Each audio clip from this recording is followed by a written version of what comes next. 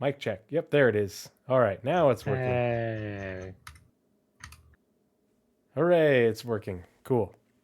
I don't know why it just forgot what the audio source is. That's always the same audio source since forever. Technology. Yes, super reliable. And like every sci-fi book you read, that it's the technology and AI is taking over the world, and robots are taking over and killing everybody, and like OBS can't remember what the audio source is. I'm like, okay. Well, I don't think the bots are going to win. I think I'm okay. If AI can't get hands right, then I think we're safe for a little while longer. Good evening, Yeah. 07 everyone. Thank you for joining Pull that us. up. I know it's a little bit later than normal, but this is my life for right now. Thank you for being patient, especially you, Nazeris, in accommodating my adulting schedule. I'm here for the medical rant. I figure we'll talk about it briefly, but I think I'm probably going to do my own stream as well, maybe later this week, and talk about my thoughts. You should do a Especially if I lore can do equals it while gameplay and title it "Lore does not equal gameplay."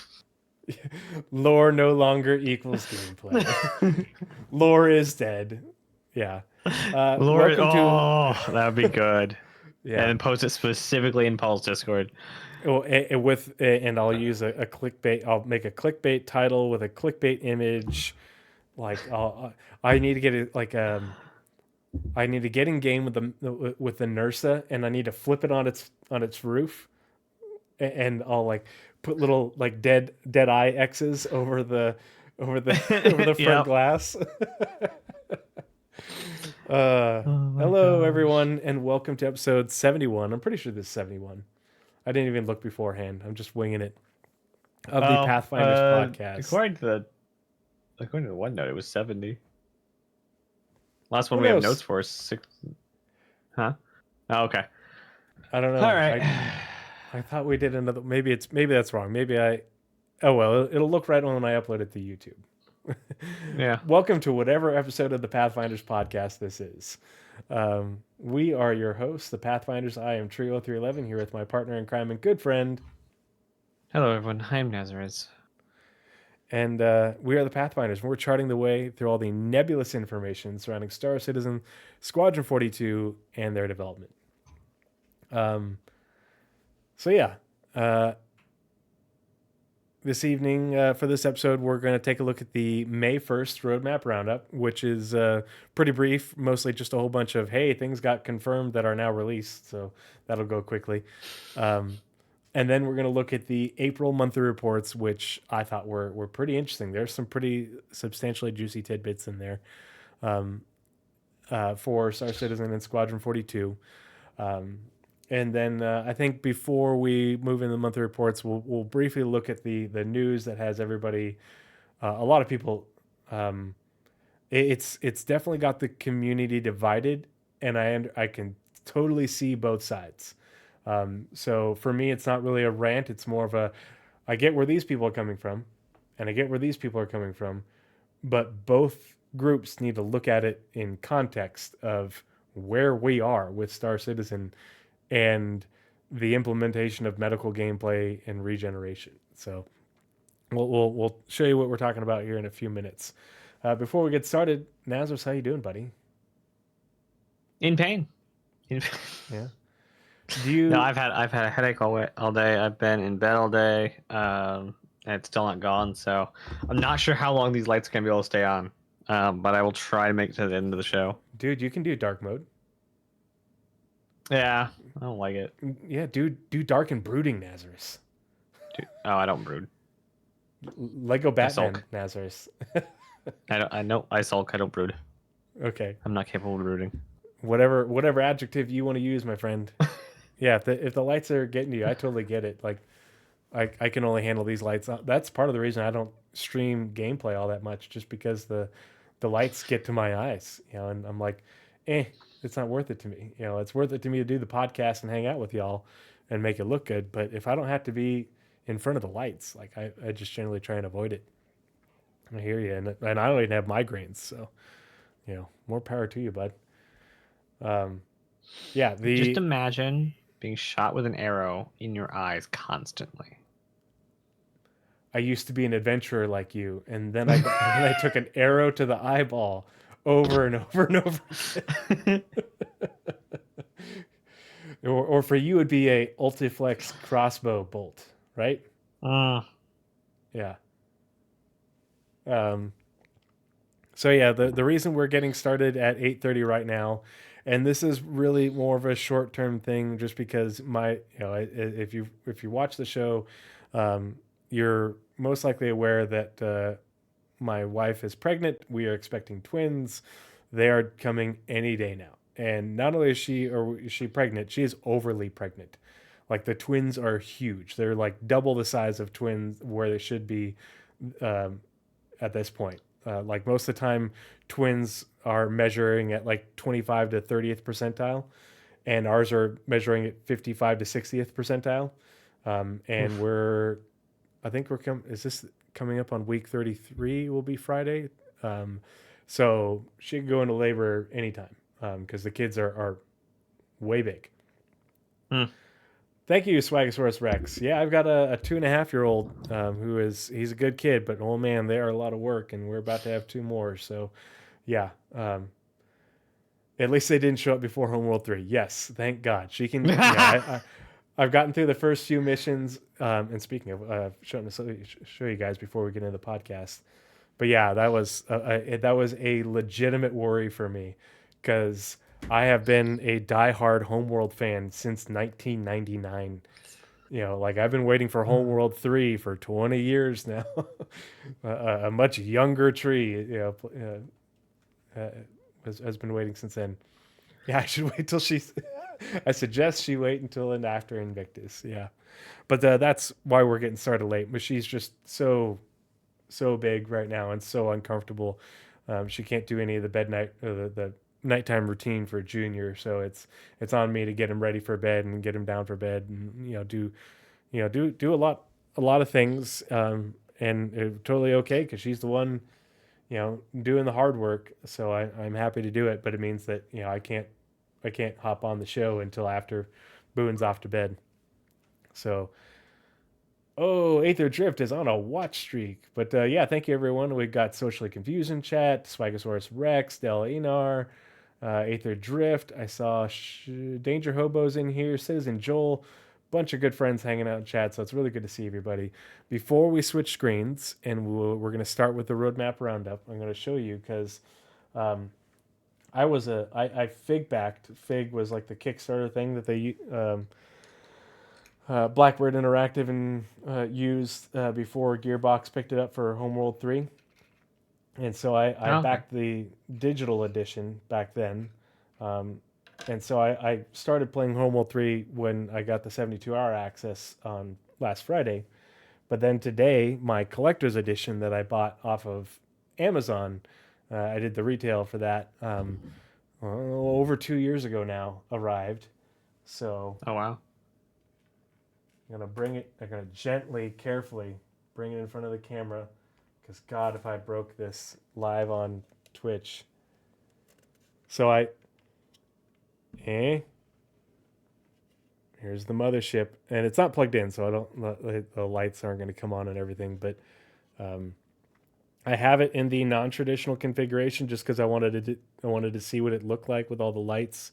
So when you turn it on, there's a whole bunch of lights that turn on, but it also makes the noise of coming through the hyperspace jump, and but there's also lights that come in from up here, and so they shine down on here just like in the game. And so I wanted to see what it looked like that, but I don't know. I'm debating. I'm going back and forth on whether I want to do vertical banana or horizontal banana configuration. It might depend on how it looks up on my shelves, but I'm super stoked about that model. And then it also comes with. So that's I would the love a set of those of the ground ones of the desert one that I've not played at all yet. right. Yeah, Deserts of Karak. That'd be that'd be so cool. I love those giant ground vehicles. Those just look so cool. Well, it's funny because I really you need play to the game and you don't really get actually. the scale until you get to a cutscene. You see Yeah. the itty bitty person next to the great big giant tires. Yeah. I honestly I need to figure out some way to actually schedule out playing those because I have the what is it called? The redone version. The remastered. Yeah. Yeah, it looks really good, especially on 4K. Yeah, so I have Deserts of Karak and I have the Homeworld Remastered Collection. So I think that's all of them up to the third. And so I'm not going to buy the third if I'm not going to play the ones before. Yeah, There's and just I so much mean, crap that I would be getting into that I would not have any idea. the story is so good. It is so well written. It you really wouldn't be doing it justice until you, especially, and I mean, especially if you do a playthrough right beforehand, you just go all the way through. It would be like, reading all four books in a series, or reading the fourth one without reading the previous three. But if you read them all in sequence, it's that much better. And then there's also this lithograph that I need to frame. Oh. Yeah, pretty cool shot. I love sci-fi mega structures. Mm-hmm. That just does it for me. Give Velasloss says, I Aaron hope Halo CIG does vids. something. Yes. So Valis Sloth in chat says, I hope CIG does something as cool of that first squadron.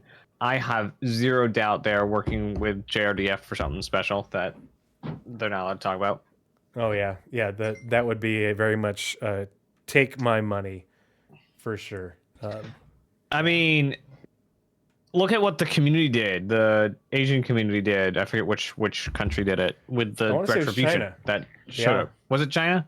yeah. I'm pretty I sure that don't was. remember if it was Singapore or China that did it. Yeah. You might be right. I don't remember now. Oh dear. But yeah, they made a.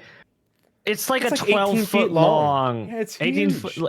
retribution. They have a freaking. You should pull up. You should pull up the retribution thing. It's on Do you their have the Twitter. link? I can get it in like 3 seconds. Yeah, it's like it's bigger than the JRDF Dragonfly that you can sit on and rot. It's you could Larger like, than the 1-to-1 scale. yeah. Oh, Do you that think we'll is. get a F8 or a Gladius for Squadron 42? Are you talking about to play, or are you talking about like a model for retail sale? Valley Sloth. I would expect bigger models. Like I would imagine both those at the normal models that JRDF puts out, but for a Oh. collector item, I'm thinking Idris Javelin type. I imagine there to be multiple options. You could buy a Gladius, you could buy an Idris, you could buy a Javelin, you know, at different levels or something. If they don't sell those, and maybe they might not sell them at launch, but maybe they would make them available afterwards. I don't know. I'd like a model of the old man for the special edition.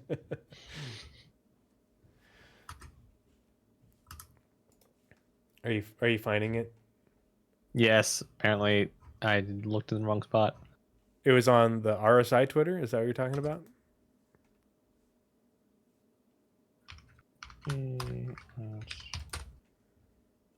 That's can.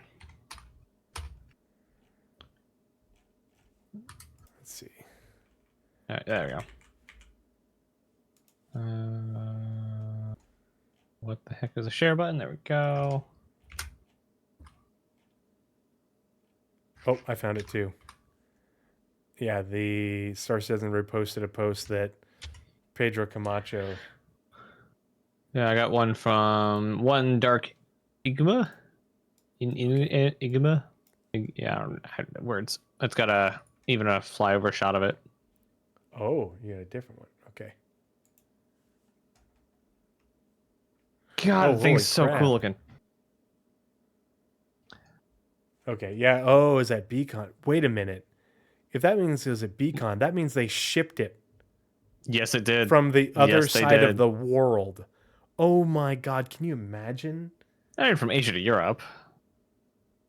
Yeah, but look how big That's it a is. quarter. Yeah, Yeah, look how no, much. it's modular. Imagine how much that would cost. hundreds, if not thousands.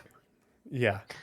Okay, I'm gonna switch screens and I'll show you this real quick that Nazar shared, and then we'll get into the rest of the podcast. Oh, let's see. The model is 5.5 meters by 1.3 meters by 0.7 meters. Yeah, that's 18 feet long. It is made by photosensitive resin. Let's see. I believe it says the same thing then in French. Full screen. Model is 1 to 500 scale. 1 to 500. Good God. Okay. Sorry, I gotta plug in the baby monitor real quick. Battery's going down. Okay, we'll play this real quick.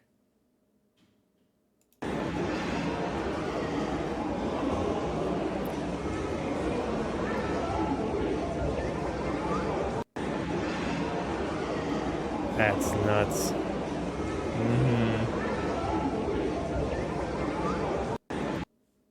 What a bunch of weights. Only from Asia to Europe. Yes, but it's a shorter trip. Just saying it was technically shorter. So here's my question. So when I was at CitizenCon this last year, they had that org that 3D printed the Bengal, the really big, high detailed one, and they got they're called STLs, right? I don't know anything about 3D printing. The files for it. STLs is what the printer file is, yeah. Yeah. So, or to make the STL, they got the most up-to-date Bengal model from CIG, the one that isn't in the PU, the one from Squadron, with all the extra guns and such, and more greebly this and that. And so it makes me wonder.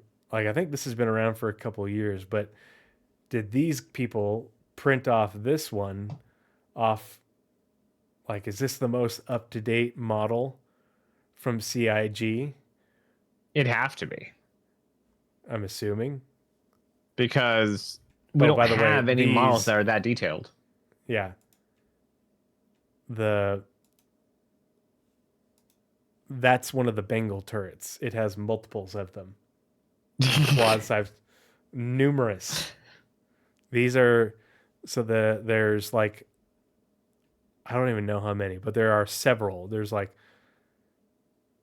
more than 3, less than 10 of the Bengal turrets on this thing between the top and the bottom.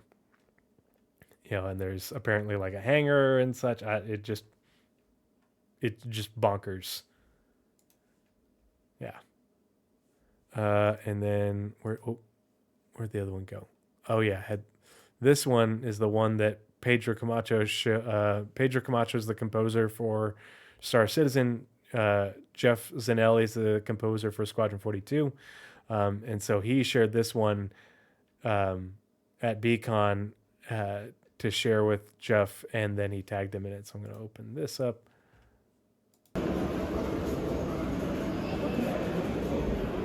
And all the lights, like, good grief. Multiple hangars and such. Look at how big those guns are.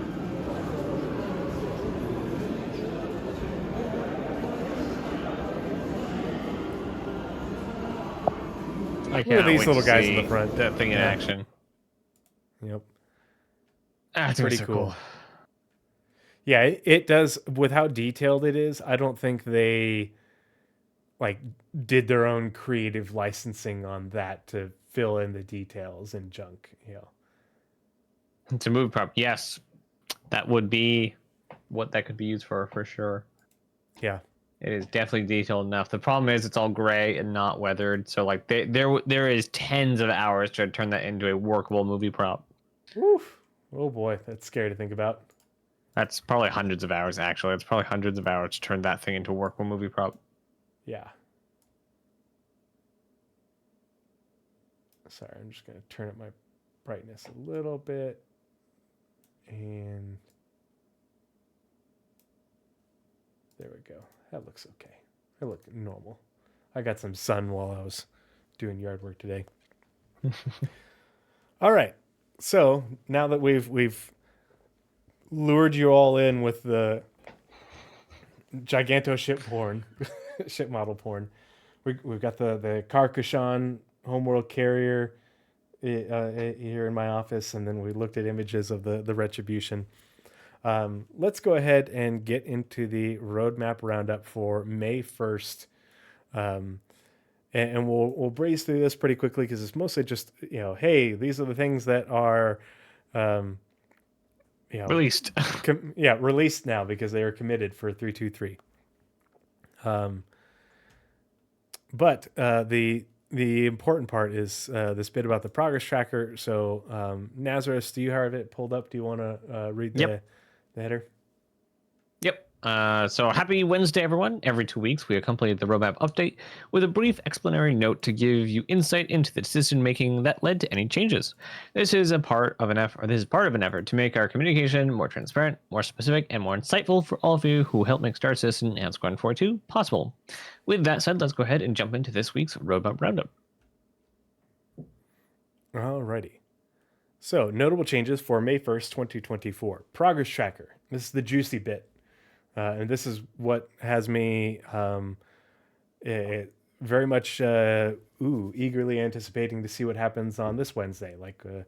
As you may have seen in the recent letter from the chairman, our development team is in, because they decided to mention this now, even though the letter from the chairman was like, that was March, wasn't it? We're like 2 months past from that, and they're just now they're deciding to mention this. So, our development team is in the process of outlining the necessary tasks to achieve Star Citizen's full 1.0 commercial release. While our production schedule is still in progress, we intend to share a portion of it with you by updating the progress tracker up to the end of 2024, with more to be shared later in the year. We're nearly finished and aiming to provide more details in the coming weeks. So this was 2 weeks ago. And the roadmap's getting updated Wednesday, 2 days from now. So stay tuned to the roadmap for March 17th. So we're 14th, March 14th. Sorry, this is 6 weeks after that, and they had talked about that at that point, as well as Jake had said in a comment on Spectrum that they were looking at doing this, and now they're confirming that they're doing it, and they're saying that it's coming soon. We're nearly finished and aiming to provide more details in the coming weeks. So stay tuned to the roadmap for more information very soon. So I think it's probably going to be this Wednesday. Now, yes, that's how I read it too. Okay. Now they say up to the end of 2024, which means the upstream teams. The upstream. If we're teams still on that sort of a schedule. Yeah, if they haven't changed how that works. I would imagine with all this talk about how they're doing stuff, I would take a stab at it's no longer going to be not specific, but it won't be so dependent on parts of features or parts of teams. It will be we're playing these features out. Like these are the the lineup of what we're doing this year. Mm-hmm. Yeah, it'll be interesting to see if they restructure the progress tracker at all with this change, or if it's going to be just an update using the current format. If they don't restructure it, it's going to look weird because you have like 50% of the company in the core gameplay team. No, I'm sorry. I mean in terms of like what you're talking about, like working towards features and stuff. Like the UI, the front end? Yeah. Yeah, it would be interesting. If they stick with how they've done it all, prior to this, where the upstream teams are the ones that you see a year's worth of work, the current quarter and then the following 3, and then the downstream teams are the ones where you see the current, essentially the current quarter. What they would do is, because it's May, we would get the rest of 2020. They would probably fill in what they've had since the last time they updated it nearly a year ago. For all the teams, and then they would give us the upstream to the end of 2024, and they would probably, I wonder if they would just give us up to this current quarter, because we're still have a month and a half left of Q2.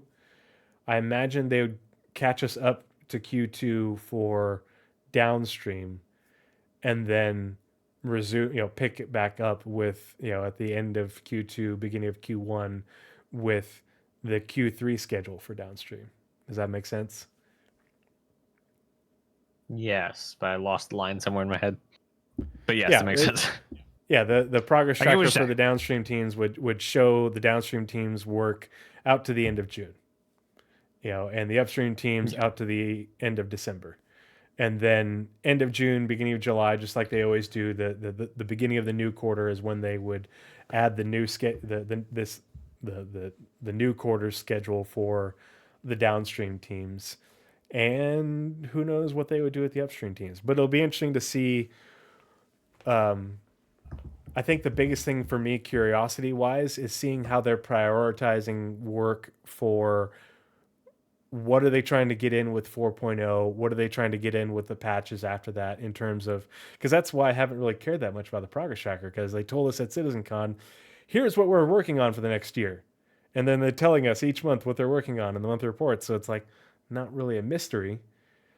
I think the only thing that it Hacking and might, scanning are something though that are they like yeah. touched on them and like, hey, those are things that are out there. And they've been like, hey, we're working on the Legionnaire. Just like, Hmm. are you now? But are you really? Yeah. And so it's just like none of the gameplay teams. It's only the ship teams that we've seen working on, and we know that they held off the Legionnaire for hacking, Yep. like very specifically. Well, and they So the said when fact that they they're working first on put it, it back into white box production, they said they were, they got the white box, up to speed and everything, and they're waiting on, like, I think they said, like, confirmation or whatever from the gameplay team, something like Mhm. that. This next And so far none season of that of gameplay has showed ISC, up in the monthly report. yeah, they Yeah. haven't talked about it. They haven't talked about hacking gameplay design in ages. Aegis. So, yeah, yeah, ages. So yeah, it'll be. I think that's the part that really has me curious in terms of, okay, well, what more are they planning for 4.0, and then what are they targeting? What of the CitizenCon list, and what beyond the CitizenCon list? Because it's not just the things at CitizenCon; it's other things that they've been working on, especially the PU teams who didn't get moved back over from Squadron. What are they working on for the rest of this year that wasn't shown at Squadron? You know, uh, maybe our first taste of building interiors. Maybe they're picking back up asteroid facilities. Maybe they're going to be working. They also have teams working on the underground portion of, um, the new distribution centers. Maybe they're going to start talking about. I don't know. So it'll be, I think all three. yeah. It'll So be. I think There's a they're going to lot. There are use some the blanks to fill in. pipelines. I think they're going to use the pipeline they made up for underground facilities or distribution centers. And because it's so art heavy, just have these splinter teams of all these different facilities that it's going to use it. So building interiors, asteroids facilities, and the updates to underground facilities. Because now it's just art. You have the systems, now go make just hours and hours and months of art. Hmm. So And you're then just thinking they're going to pop it form in. splinter cells? Oh boy. I'm gonna be Sure. an I'm gonna be extra dad in the future. Nah, so you got to buckle up, buddy. All right. I lost my buckle. Um, yeah. Let's continue. So yeah, definitely something to be excited about for the progress tracker. It's not as meaningful just yet, but after this year, it will, especially with the big update at CitizenCon, it will be even, I think, even more meaningful than it was before. I think there are going to be a lot more people Yes. paying attention to it. And also, if anyone here thinks it, please don't. 1.0 is not this year. 1.0 is not at the end of the year. It's not the Q4 patch. It's not 1.0. We're not getting 1.0 for the next couple of years. Stop it. Hmm. Please. Yeah, I don't know I don't. who. I was told by at least one person that they thought 1.0 was this year. It's not. Just Oh, it's it's not. the the people saying, well, why are they doing this if they're talking about 1.0? It's like 1.0 isn't for several 1.0 years. is not anywhere near us. We you have to remember, everybody, they've still got multiple years of development to get to 1.0. They're just working on the roadmap to 1.0 and what what they want the 1.0 vision to look like. And so, okay, here's what we want for 1.0. Okay, now everybody go do these things. But Yeah. it's still going to be a few years. Not this year, not next year. You know, who knows? Maybe 2026. When Tyro got to Squadron, they made their 1.0 vision when he got there for Squadron. Yep. And then it took Squadron, a small single-player linear storyline, 2 years to get to the finish line. Yeah. 2 to 3 years. No, 2 years to get to feature complete. Now they're trying to get to content complete. So 3 years ish, 3.5, 4 years, and that's much smaller game. Now, granted, I mean, we have a lot of stuff already done, but yeah, I do think that we're looking at, I think it's a little bit of hopium to say 2 years. I think it's 3 years is pretty middle of the road realistic, but yeah. 1 year that's is okay. You've OD'd on copium. It's just somebody has been taking their Paramed device loaded with copium and hopium and just shooting you up until you pass out on the floor. All right, Nazeris, please continue. I have my headphones. I'm gonna run and go grab a beer because I have a feeling we're gonna be seeing. Then when you get back, I'm gonna go grab some. Okay. So, release view, Arena Commander, Gravlev, or Grav Royale. The team encountered a critical issue with this game mode that requires additional testing. I keep wanting to say an additional testing. For the time being, we are removing this card from the release view until this is resolved. Is the problem that Gravlev vehicles just spontaneously combust? So Grav Royale is being removed. We still have the Grav Racing in game that is already released, and you can go play it right now in 3.23 live. The following features have passed their final review for 3.23.0. Therefore, we are toggling their status to committed, and the sentence they keep leaving off because they think it's redundant or something. They're changing the color to blue. I liked when they said they're changing color to blue. I don't know why. Just always got me. Always like it. Distribution centers. Creating new traversable areas offering gameplay opportunities in corporate industrial environments. The initial release includes the service level of the facilities, with underground areas coming later in a later update. There we go. I can read, not dyslexic. The Vulkan graphics API support, converting the Star Citizen renderer from DX11 or DirectX 11 to the Vulkan graphic API. This allows spreading GPU submission work over CPU cores or many CPU cores, and enabling many new tech features that were previously unavailable, such as ray tracing. Vulkan is able to be opted into via the options menu with this release, but it will eventually fully replace DirectX 11 in the future.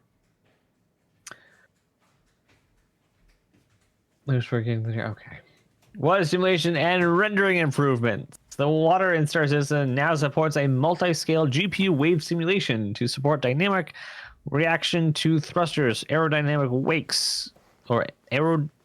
wake, explosions, and collisions. The rendering has been overhauled with improved waves, reflections, refractions, underwater fog, and helmet effects.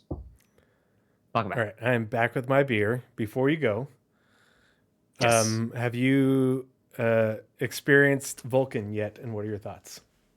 It's always on for me. There's a very subtle thing, that the reason I will not go back to GX11. It's a very subtle thing. It's not even a mainline feature. The color grading, simply the color grading, is just such a better scene than on DX11. Like, it's a bit darker, it's a bit richer, but it doesn't have that weird, like, hazy cardboard look to anything that you get in DX11. Mm-hmm. It's so good. Yes, it is I heavier. noticed It it does have a too. lot of graphical problems. And I wasn't sure, like, yeah, it feels like it has more clarity of color. Yes, that is a good. That's a good explanation of it. Yeah, like Um, there isn't really any of the washing out without having to turn on HDR, which just makes whites way too bright for me. Yeah, I know a it's lot of like glass textures are really hard in the game right now for Vulcan. Um, oh so if you fly an Origin ship, be ready to find your UI is not being nice.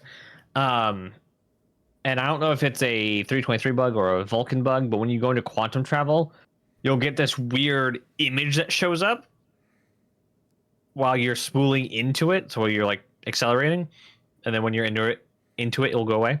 In the Carrick specifically, it will show up an image of a reverse, like a reflection image, but without it being pasted onto the glass. It just shows the picture in front of you. hmm. So it's the reflection probe. Basically, it's like looking behind you from the pilot seat. Makes So you for a wonder split what second, you're that will looking look forward like and you see that. once we get all the new lighting. Because Yeah, the I think that's specifically a bug that needs to be worked oh, on. gotcha. I don't think it's gonna matter with that, and I also don't know if they're doing reflections with. Oh no, they did say real time reflections on the squadron map way back when. Mm-hmm. No, that was just updated, not real time, was it? I don't remember. Um, but yeah, as far as they've said recently, ray tracing is just going to be GI. Though I'd love if they put support in for all the facets of ray tracing and then let us turn them off and on to get the lighting and environment experience we'd like. Yeah, it'll be interesting to Because see what. GI obviously is the biggest bang, but reflection is the realistic nuance. Mm-hmm. Yeah, there's a lot they can do with it, and I think it's just more of a time will tell.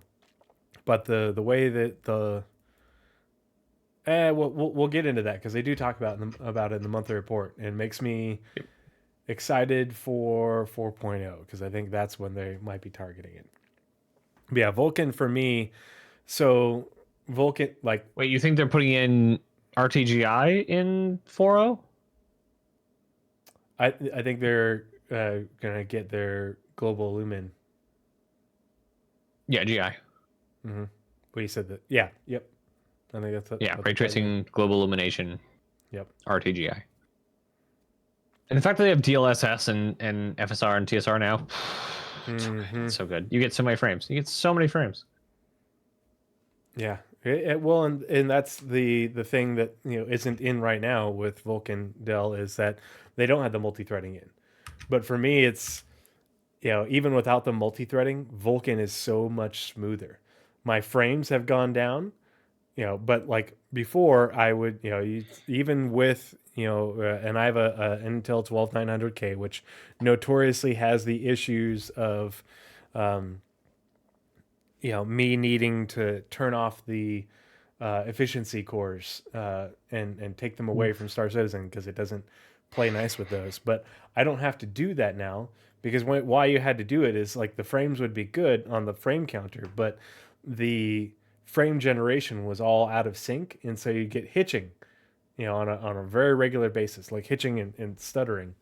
And so, but if you turn it off, it would be smooth. Well, now I don't have that on, and with Vulcan, especially with DLSS, it is consistently, even in cities, I'll have 35 to 50 FPS, um, and it's super smooth. And then out in space, I'm not getting 120 FPS like I was in some places, but I'm getting 90, plus or more with no hitching. Everywhere it's just been super smooth. And there's a few little glitches here and there, but it's been a much smoother and more polished experience. It feels like, um, it makes it feel more playable, or and less unoptimized for me. But I am running an Intel 12900K with a 3090, so and DDR5. But yeah, I'm already very pleased with it just because of stability and smoothness, and that's without multi-threading. So it'll be interesting to see where it goes with multi-threading. But I also do have concerns for, is this going to bork, whether or not it accurately supports the efficiency cores on Intel CPU, the latest generation of Intel CPUs. So we'll see. It was real-time ray tracing, or real-time Yeah. reflections. Oh, cool. Took me way too long to find that bookmark. Yeah. All right. If you want to go get a thing, or you said you're going to go grab a drink, I'll keep reading, and then we'll. All right, we are at volumetric clouds. Okay. All right, volumetric clouds update. Updating Star Citizen's volumetric cloud technology to improve overall visual quality and performance, including the addition of both volumetric clouds as well as implementation of ground fog. And that's one of the things with Vulkan and DLSS on at quality. 10pound42 did a really good video doing a whole bunch of side-by-sides with Vulkan on and DLSS versus TSR versus FSR at quality of performance and I think it's mixed or whatever it is, or balanced. And for me, running it at quality with DLSS and Vulkan on, for me, gives like the best image, and it's performant and it's smooth. So I have no complaints. I'm like, okay, well, it feels like it can only get better from here. But it has made it so that way when I'm looking at the clouds on high, they look like the clouds on very high before, and I don't have any of that artifacting, or it's very minimal. So it's which means I get better performance than I did because I liked running around with very high clouds on, because all that little artifacting and dots and stuff just bothered me. Image upscaling. Implementing support for GPU upscaling, including DLSS, FSR, and an in-house TSR solution. And it's crazy that the in-house solution seems to be so much better than FSR. Oof. Replication layer update. Over the course of the 323 patch cycle, the replication layer will be moved off of the game servers and set up as its own standalone service. In the short term, this allows for greater server recovery in the event of the crash. This is also a critical next step towards server meshing. And it is part of the hybrid service. So there are a multitude of services that either are now or will be in the future no longer on the dedicated game server and running separately in order to allow them to scale in their support of the game universe, rather than just being tied to a single server. But also to allow for them to not be tied to the server, so that way when if a server crashes or you don't lose that server and its that service and its abilities. Like, that keeps going, and it's ready to go when a new server spins up, but you don't lose track of that information. But they also help to remove that performance burden from the dedicated game servers, so that the servers themselves will run at a higher server FPS, and thus things will, AI will work more effectively. Things will get updated more quickly. The game should run as intended, rather than what we've had for so long, where the servers are just bogged down doing so many different things. Alrighty, so before we get into the monthly reports, I'm going to go ahead and pull this up, and we're going to take a look at this statement for the most recent 323.1 PTU build, which is the Invictus Launch Week build. So we're going to skip all this the medical stuff. rant. Yep, this is the medical rant. I'm not going to rant. I'm just going to say my piece, and I'll probably talk more about it later, as long as my wife doesn't go into labor this week. But first, a sip of beer. How do people classify alcohols as specific demographics. There we go. What do you mean? I've been told that I drink an old man's drink because I like gin. Why is that? I don't understand. Like, I'm not really into the whole society thing. I'm just bad at society and knowing things. I'd be the worst anthropologist ever. I'm being pinged from many people. I just don't understand why. What about gin makes it an old man's drink? Or what about Gosh, I old have no men idea. makes gin? Okay. Yeah. I don't drink gin just because I don't like the taste that much. I'm a bourbon guy. But I don't know. I had never thought of it being as an old man's drink, but That's what I've been told. I don't know. Yeah, I mean, I don't drink a lot of liquor, and I certainly don't make a lot of cocktails. But I've always been a whiskey bourbon guy, and the problem for me is one, I like tequila only in that I like margaritas.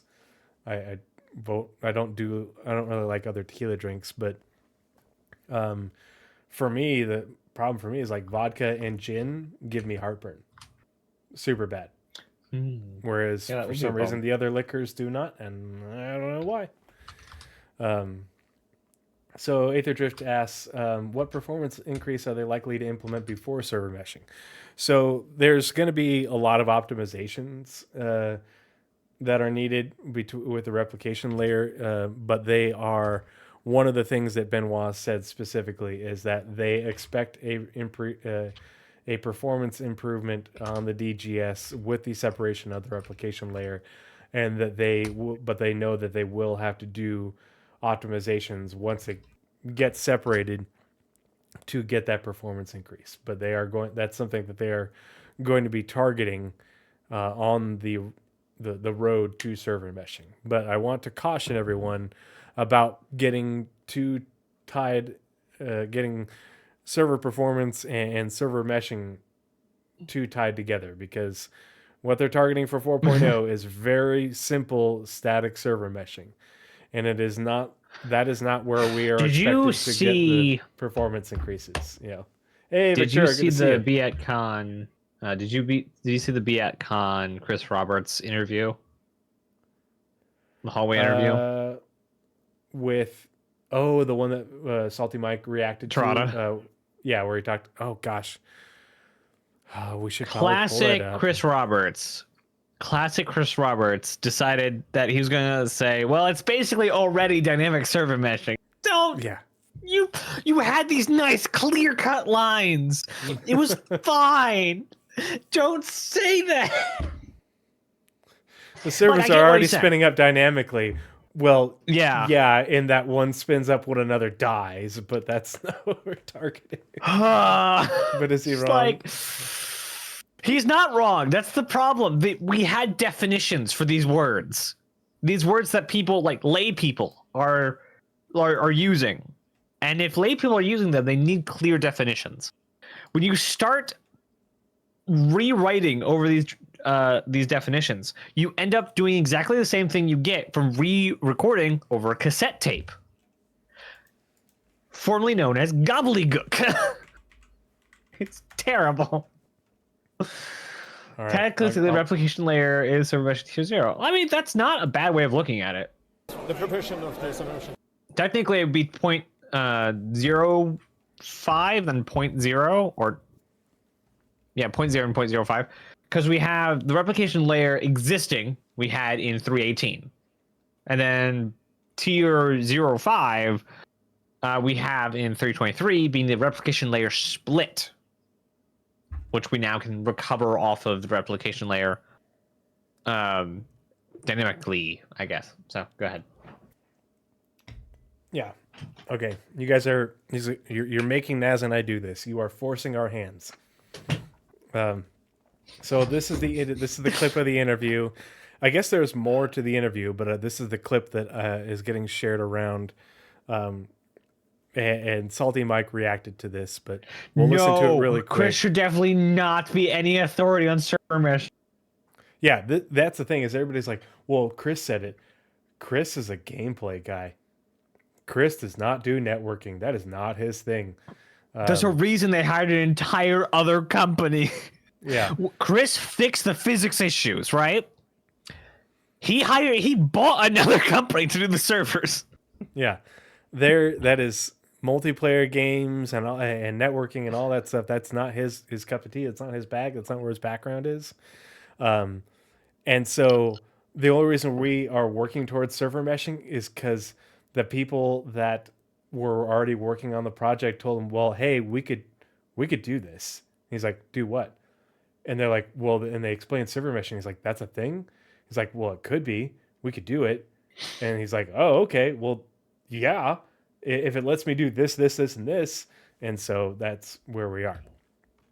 I still can't believe the Star Atlas people, the guys that they had for their service literally said that this was impossible. Just straight up said it was impossible. Yeah. It's hilarious. Well, actually. All right, let's watch this real quick. The progression of the solution. Yeah, I think we'll have a limited version of dynamic this year. So. Ok, on aura peut-être une version. That's the important part. The rest is him just talking about, oh, well, now we have this and it's technically dynamic already, blah, blah, blah. Doesn't matter. But Chris Roberts was just on camera we've been saying that we might get a dynamic one by CitizenCon. Yeah, and Those are so cool looking. the problem is everybody's like, Chris Roberts just said dynamic server meshing this year. And it's like, no. Limited. He said limited version. Limited edition. Listen to the words, and let's put this into context. The progression of the solution. Yeah, I think we'll have a limited version of dynamic this year. So. Ok, on aura peut-être une version. I think we'll have a limited version of dynamic server meshing this year. But he didn't say live. You have to remember, CR has been getting coached more and more the last couple of years, and you can see it in the verbiage from the letters from the chairman and how he's wording things in order to not make promises and not say dates and do these things in order to set expectations and not get shit on, essentially. He says a limited version of dynamic this year. Now we have the tech preview channel for testing things like dynamic server meshing. That's what we're going to be having a lot more tests of static server meshing before 4.0 goes live. They said a long series of tests. So when he says this, I do not think for a second he means in live, because he doesn't say release to live. He would, when he did the letter from the chairman in it was 2022, where he talked about 318 in live and December or wherever it was, and it was way off base on that, and everybody giving crap about that. And then the following letter from the chairman, he didn't say live, he didn't say release or anything like that. He was much more careful with what he said in order to not sound like he was promising or calling out dates. Here he is, not saying live, not in PTU or anything like that. He just says a limited version of dynamic. And I think this is probably a pretty safe bet if you are setting that expectation around testing it in the tech preview channel, which is where you would see this first before it goes to gets moved into a release candidate in Evo and PTU and all that stuff. So do not take this out of context. Do not put words into Chris's mouth and say, he said, dynamic server meshing live this, going live this year. No, he did not say that. You have to nitpick the words and accurately quote and source and cite things. And I think it's accurate to say that we might see dynamic this year, but I think it's probably going to be in a tech preview channel and not going to live, but we'll see. It all depends. They have to get a lot of data from the tests for static server meshing and 4.0 going live in order to continue to build the services that allow for not only the servers to scale, but the replication layer to scale, as well as the other microservices that are part of the hybrid service to scale to support more servers. It's not just a matter of spinning up more servers, that simulate the game universe. You have to spin up an additional replicant, which is the replication layer. You have to scale up the different microservices that make everything work. All these things, that work in the background, like ATC, the air traffic control center. Right now is just a thing that works on the server, and it handles all the stations and landing zones and stuff.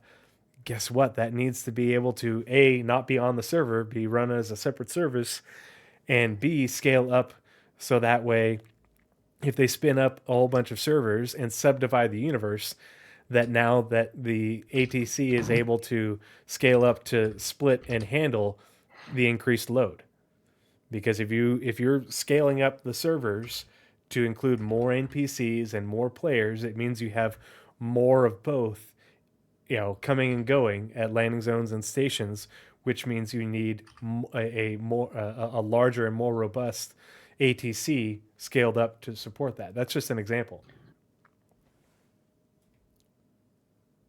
And I want everybody to be like, oh, I didn't think about that. Yeah.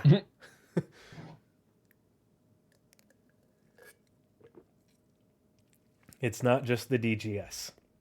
There's so much more to it. And they have to get all those things ready to scale up, because they have to scale up together in sync. Backstreet? No, that's Backstreet Boys. Yeah. Yeah. All these things have to stay in sync. And so they have to have these services that are able to scale and can communicate together with the services that tell them when to scale and what authority they have. Hey, the load is too much over here, and so we need to scale everything up. And when we do scale things up, now you're going to be in charge of this, and you're in charge of this, and now you have this sphere of influence, and it's complicated. Static server meshing is, now that we've gotten past PES and the replication layer split, static is easy. Dynamic is hard. There's a lot more. There's a lot more going on. The big step was PES, but it's another pretty good sized leap going from static to dynamic. Yeah, like PES was hard in that it was a whole new system and everything has to connect to it. Static server meshing is easy because it's just an application of the things they've already done. Dynamic server meshing becomes hard because it's moving parts. How much stuff is added is a lot lower to both the previous things, but the fact that everything moves, everything breaks. Yeah, there's a lot of people who are worried about 4.0 and static server meshing, and they're like, oh, it's gonna be 3.18 all over again. Not 4.0. 4.0 isn't going to be 3.18 all over again. It's when they introduce dynamic server meshing and those 4 additional new services that handle all these things, and the updates to all the systems to work with it. Like they're working on a big refactor for the entire transit system to make it compatible with dynamic server meshing. Can you imagine what the trams are going to fucking do when there's one server, doing Microtech, the city, and the other one is doing the spaceport, or if they subdivide like a damn amoeba, in the middle of a play session. What happens? And this like unanswerable question here. What happens when during a battle the space between the two sides gets split on 2 servers? Yeah. The edge cases. Oh, the edge cases. Yeah. It's going to be a wild ride, folks. You savor these moments with 323 and all we're going on is the replication layer split and a whole bunch of gameplay and UI stuff. Because 4.0 it's going to be a really fun and really rocky way to 1.0. It's yeah, it's We're gonna be riding that wave. We're gonna peak and then we're gonna go back down. So yeah, manage your expectations appropriately, and watch the podcast because we'll help you. We're gonna all hold hands and get through it together. Okay, now that we have Naz and I, we just did a react. We reacted to this. I'm gonna put that up on the YouTube. It's gonna do great. Yeah, it is. Pardon me. First of all. All right. So now we're gonna react to this really quick, and then we'll get to the monthly reports, the meat and potatoes. Only an Mike hour and a says, half in. "Oof." Yeah. Yeah. No, it's just an hour. Oof. So Summit is So on SC far. and just a massive raid. 31 and over 30, almost 32,000 viewers on SC on that one channel right now. Yeah, it's a big deal. Having Naz and I talked about this in a podcast a while back, where we talked about big streamers noticing. Actually, Summit was one of them. Summit, and who's the other guy? Man, Ollie? no. Ollie was pretty big before he got into Star Citizen. Yeah, Level cap was also pretty big before Star Citizen. I don't remember, but I forget even what episode we brought it up, but we looked at their numbers and stuff and Emera? talked about. What was the guy who watched the trailer and got absolutely blown away by the Squadron trailer? Osmond Gold.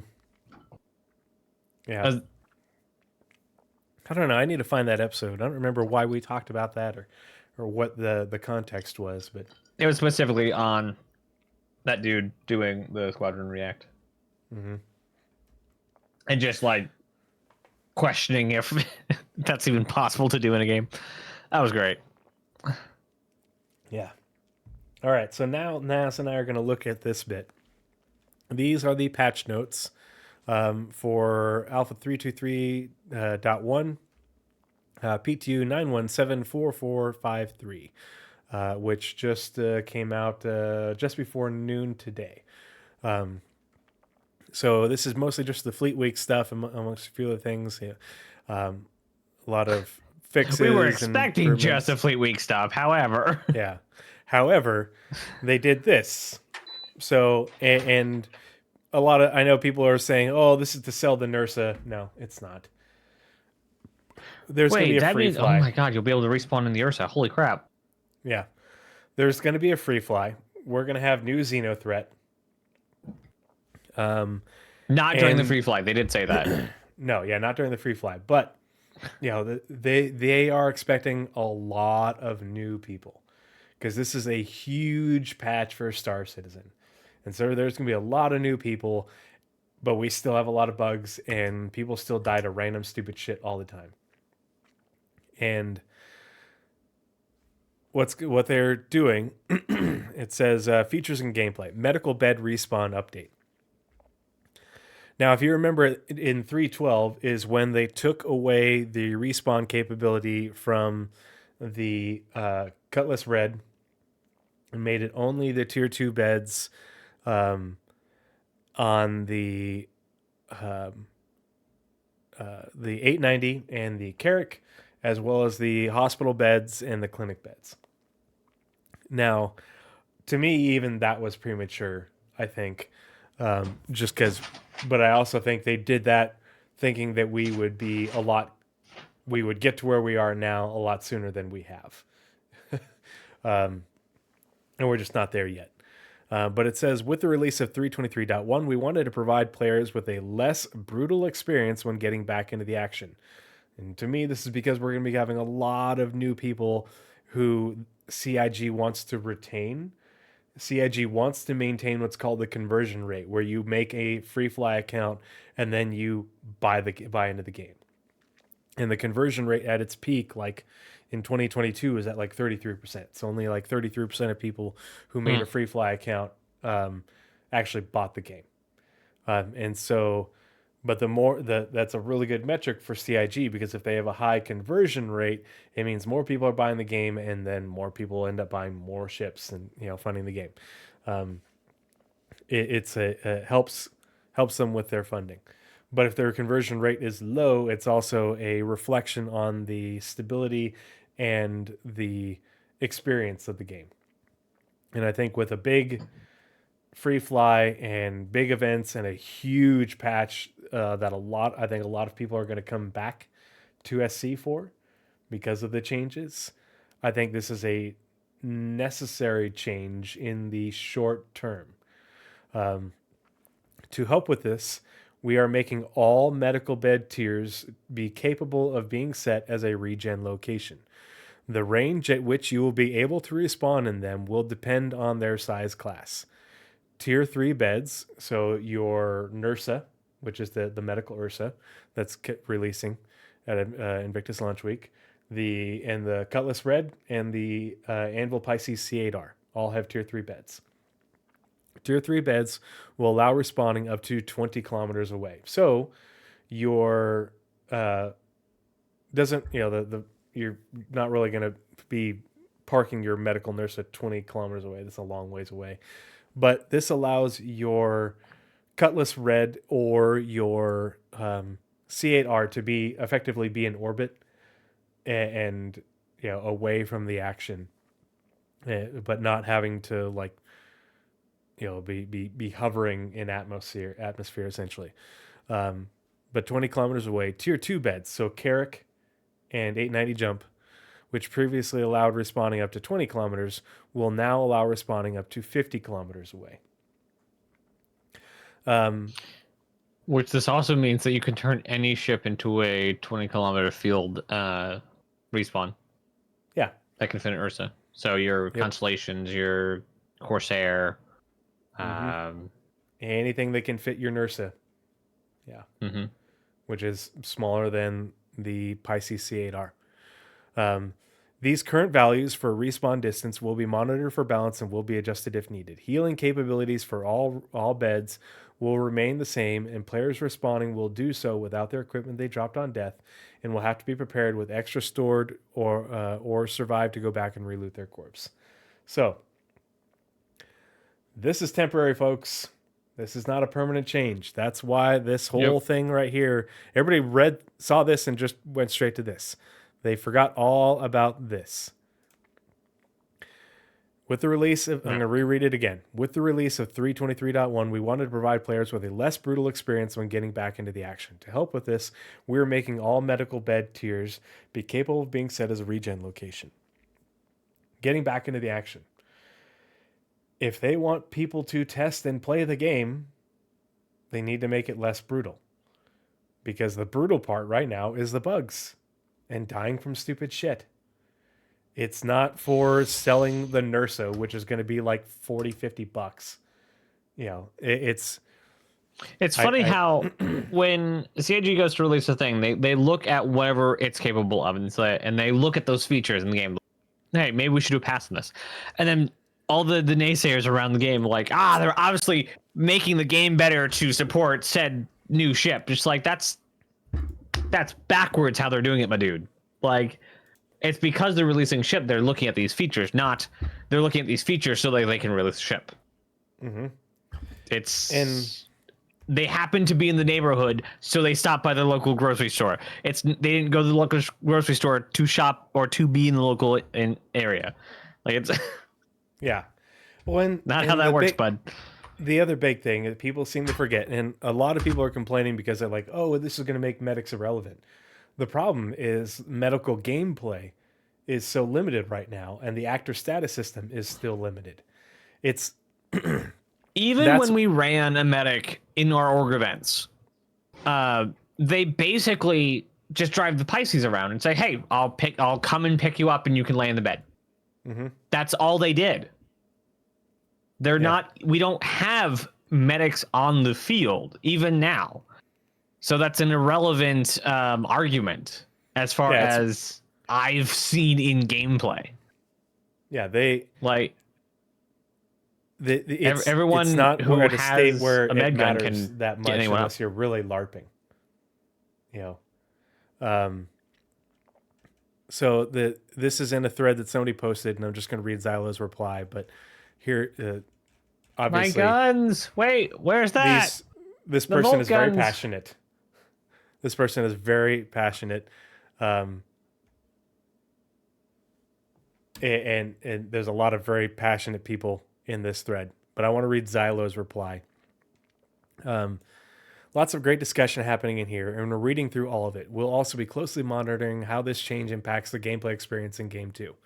I'd like to chime in with a few notes. Previously, Tier 3 beds did not offer enough utility outside of replenishing food and drink, which is not their intended function. That's not what they're meant to do, and minor injuries. They could only heal Tier 3 injuries.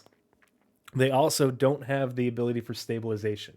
That's when I say that the medical system is very rudimentary, this is what I'm talking about, in that medical beds are supposed to be able to stabilize your injuries, in that they will not get worse. And so the actor status system is only at tier 1. It's going to get more involved. Medical is only at tier 0. So the med beds are really only good for healing the injuries at the level that they're able to, and for respawn with some of them. And so these ships didn't have a whole lot of use, other than healing tier 3 injuries, which are meant to be the most common injuries. But the problem is, even with the changes, the goal, and they've made a big step with this patch, and even in 322 towards that goal, is if you remember the food triangle from back when we were all kids, where you have your servings, and you're supposed to get more of these and very few of these. Okay, imagine death. Actual death is at the very top. And it's supposed to be more of a progression towards death, except for the very rare instance where you have catastrophic death, where an 890 jump lands on top of you, or you get hit because you were standing too close to the impact of a size 9 torpedo or a size 10 bomb, or you weren't wearing a helmet and you took a sniper round to the forehead. Those are what CIG considers like catastrophic death, where that there isn't a reasonable explanation for the medical system to be able to heal you. And so they want you to generally take injuries, but then what happens is, if you take a tier 3 injury, you don't get it healed, it makes you, it essentially increases the probability that you'll get additional injury. That tier 3 injury will convert to tier 2 if you get shot again, and then convert to tier 1. And then if you have a tier 1 injury, you're more likely to get downed and die, and so on. Danger Hobo said, but the feed pyramid was wrong, though. Yeah, it's an It example. was right at the time. It was right at the time. time. But that's the scale that they're going for, in probabilities. In that it's CIJ wants a progression towards death, where you have and then it goes from, essentially you have 3 types of death, is what Richard Tyrer, the guy, one step below CR, explained it as. You have your death in where you don't die, but you're downed, and instead of backspacing and you commit suicide, you backspace because you're not going to wait for an NPC to come and heal you on the site, or a player to come and heal you on site. And you're backspacing essentially to say, okay, a ambulance came and rescued me and took me to the nearest hospital, nearest appropriate facility. And you wake up in the bed as if you got rescued and treated, and here's your medical and ambulance bill, and you have insurance to help you pay for it, etc. And now you have to go get your stuff, or maybe you bring your stuff, maybe you don't, but you didn't actually die, and so you didn't actually regen. It's just like if you got shot on the street and you went unconscious, but an ambulance took you to the emergency room and you survived. That sort of thing. And then the next level of death is you actually died, but you were able to regen. But you only get to regen so many times, because your imprint will degrade over time, and you won't be able to maintain it forever. And that's those are the second tier of death. We're working our way up that pyramid, and the last tier of death, after you go tier 3 injuries, tier 2 injuries, tier 1 injuries, downed state, actual death, with regen, and then you can't regen anymore. Your character is kaput. Now you do the whole inheritance thing. You pay the inheritance tax, blah blah blah. It goes to your next of kin. You make a new character, and that's like the very very end. But it's a progression system. What we have now is not what we're meant to have. So there's a lot of people getting super upset because they're thinking that CIG is walking away from all that with this very much temporary change. And even a lot of the comments on that post that you cited, the original post, the one you were replying, that's Zyla replied to. Well, I was saying they're making a lot of ships irrelevant. Apollo Endeavor, Galaxy, blah blah blah blah blah, and like how terrible this is for the long term of the game. That's kind of the point. This is a terrible decision for the long. Horrible. The point is, it's temporary. Yeah. This is specifically a short-term fix. This is wait for it, an alpha. Yeah. And it is one of those. It's one of those very simple things that can just change one line of code and have a better alpha experience while they get the entire medical system up to snuff where they want it, to then just go change that one line of code back.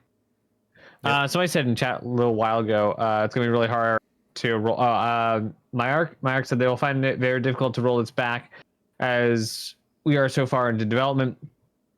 We're so far into development in years, not into it getting actually done. Myark, we just rolled out master modes. Yeah, we still got a pretty long way to go as far as like actual development goes. Mm-hmm. It's just been really slow for, we'll just call it reasons. But this is specifically a band-aid for the making other parts of the game testable while we ignore the medical side for now. They'll come back and they'll have a whole system. Remember, medical is supposed to be a core gameplay. So It's going to be just as deep as salvage and mining and cargo and everything else. But they're not there yet. So we'll put in this band-aid, just like we had the mining like tier 0 and the salvage not being everything. There yet makes it really hard to test those other systems that they're building. I can't remember the last time I died due to combat, though, but I do remember the most recent time I died was because the hangar doors at a distribution center were out of sync with what was being rendered. And so I requested to lift off, and I watched the doors open, and I saw the sun. And then I lifted off straight into doors that were not open. That's a good PSA. In 323, everyone test your hangar doors before you go through them. They are out of sync a lot. I've seen a lot of people, including me and obviously Tree. We splat on the hangar doors a lot. So test your hangar doors before you go through them. Be cautious. Yeah, just give them a little nudge. Yeah. Yeah. What is it? Salvage vehicle munching is a very, very specific, also the exact same thing. They said, hey, we want to make this gameplay, but we're not ready for Maelstroms, so just put a Band-Aid on it. We already had the work done. Just do it. Mm-hmm. Same thing. The vehicle munching, as we know it now, will be absolutely removed. And the actual system put in place. They're making economy changes right now that are essentially define the baseline for Quantum, but eventually all the economy system that we have is going to be entirely replaced by Quantum. And Dell, it does suck. There is no perfect solution. It's just welcome to Game Development. Yeah, and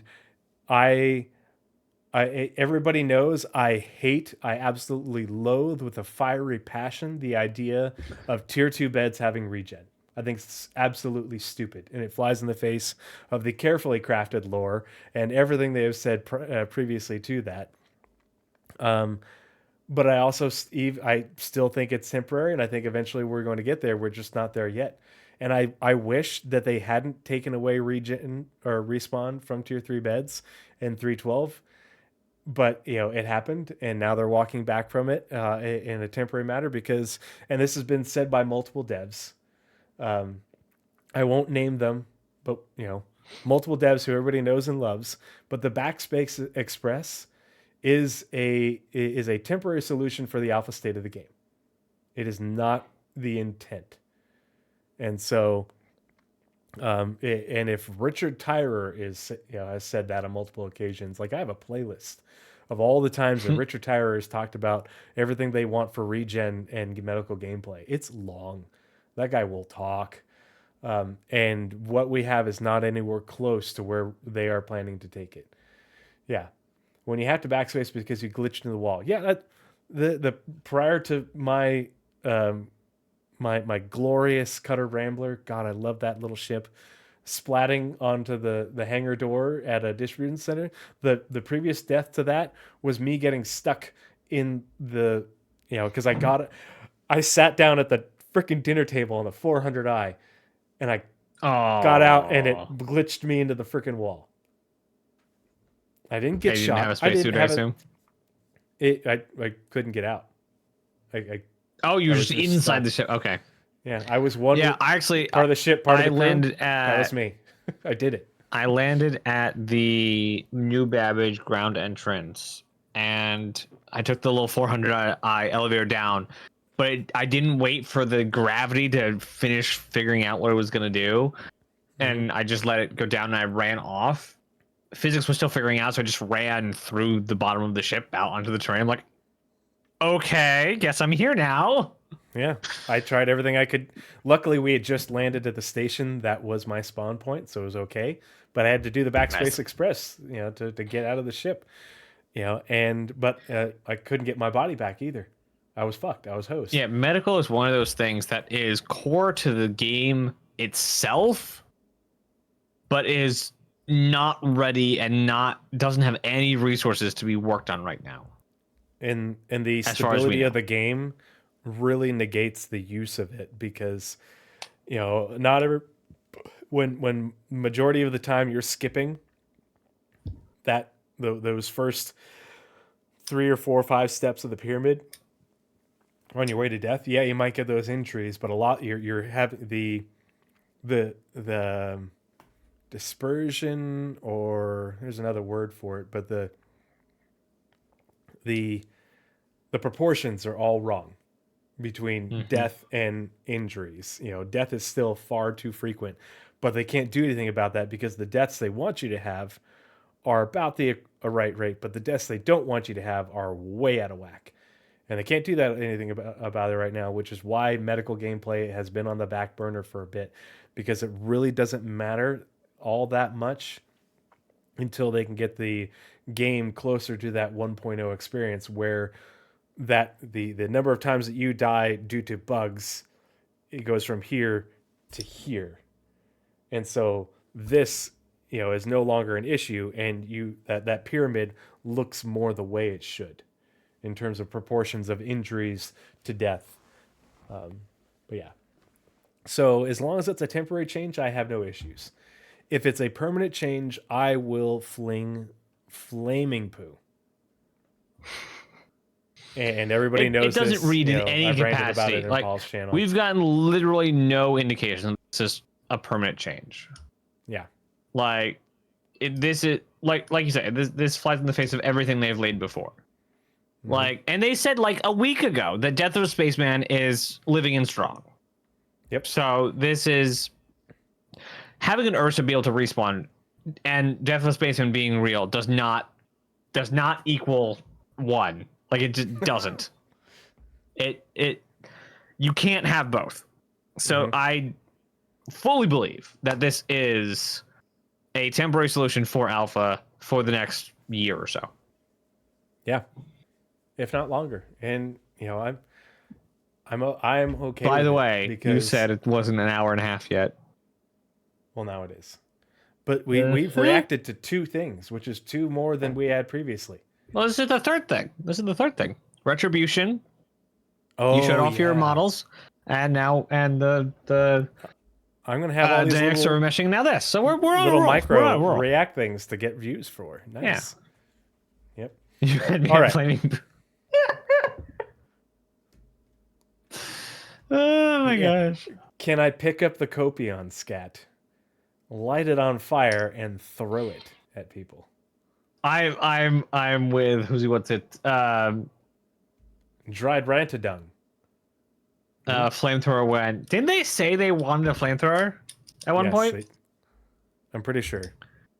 even though it's against. That is the my genome convention, go-to doesn't exist bug anymore. killer in Helldivers. Mm.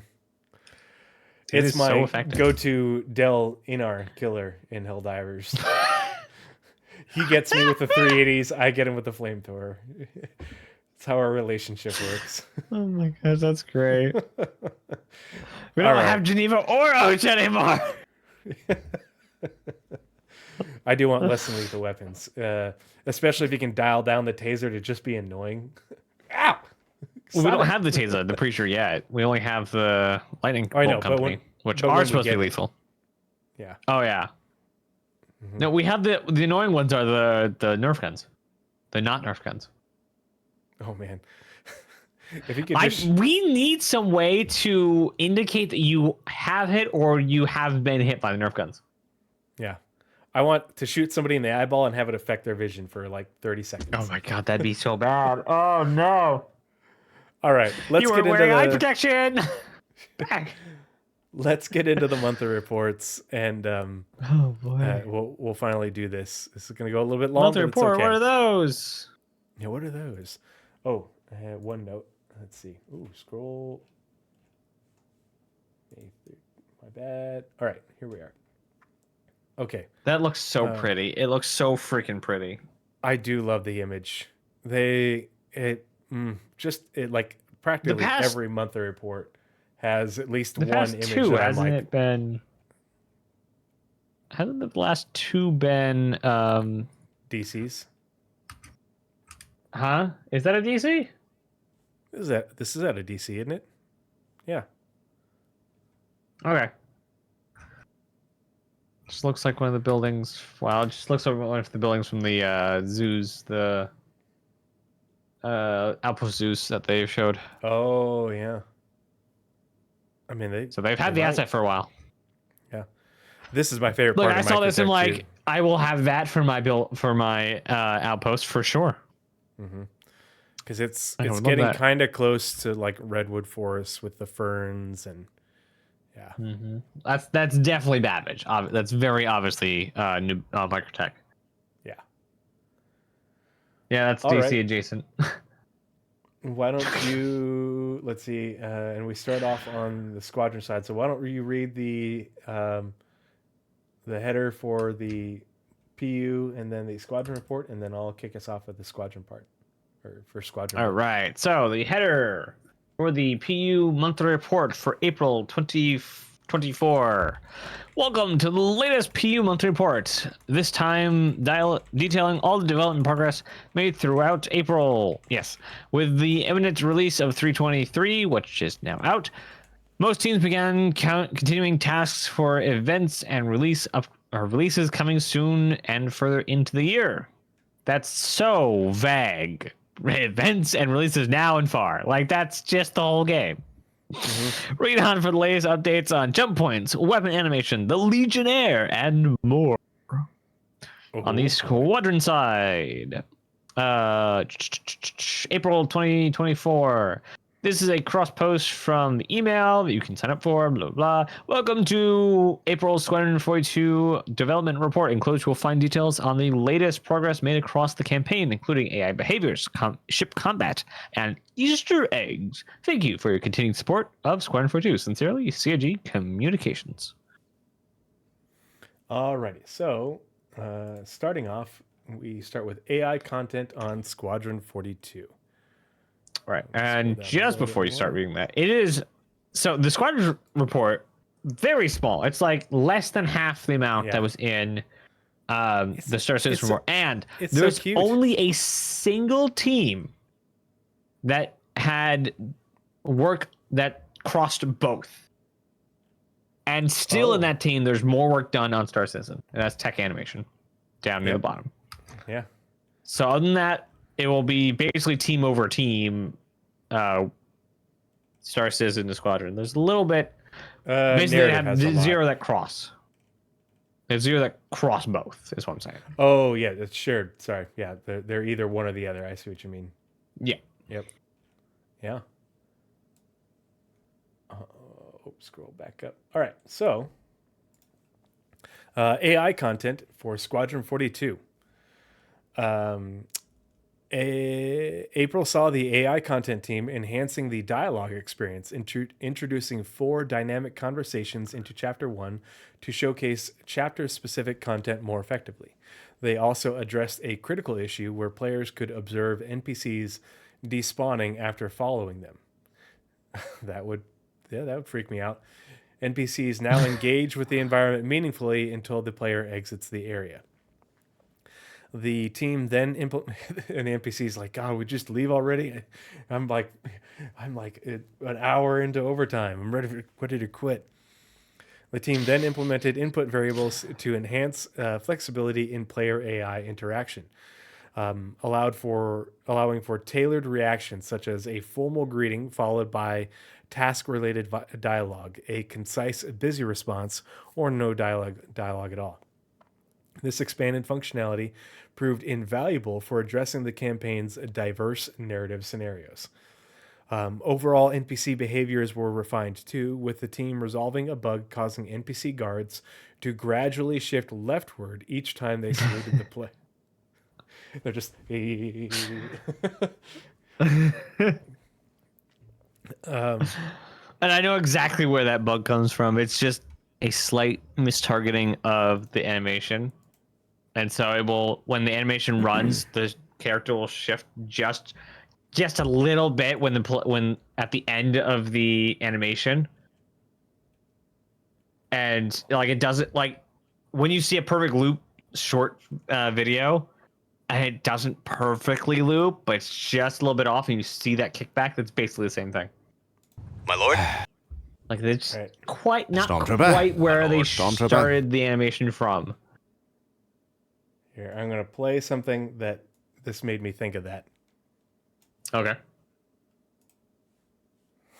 Oh no. So if you've been in the military and you've been in an environment where there's officers and you have to salute them and everything, they get super irritated if a whole bunch of enlisted people are spaced out from each other and they're constantly saluting them the greeting, and they have to salute back as they're just walking by.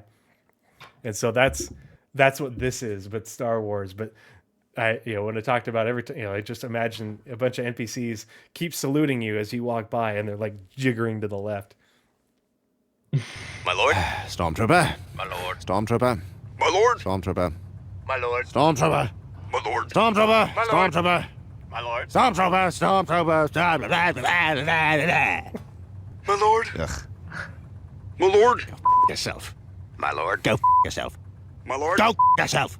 My lord. Go yourself. Aw. Aww. What's up? Aw. My lord. Storm.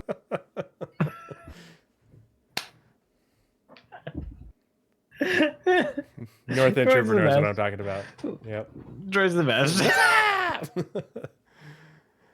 All right. I like how Sorry. droids don't fit into any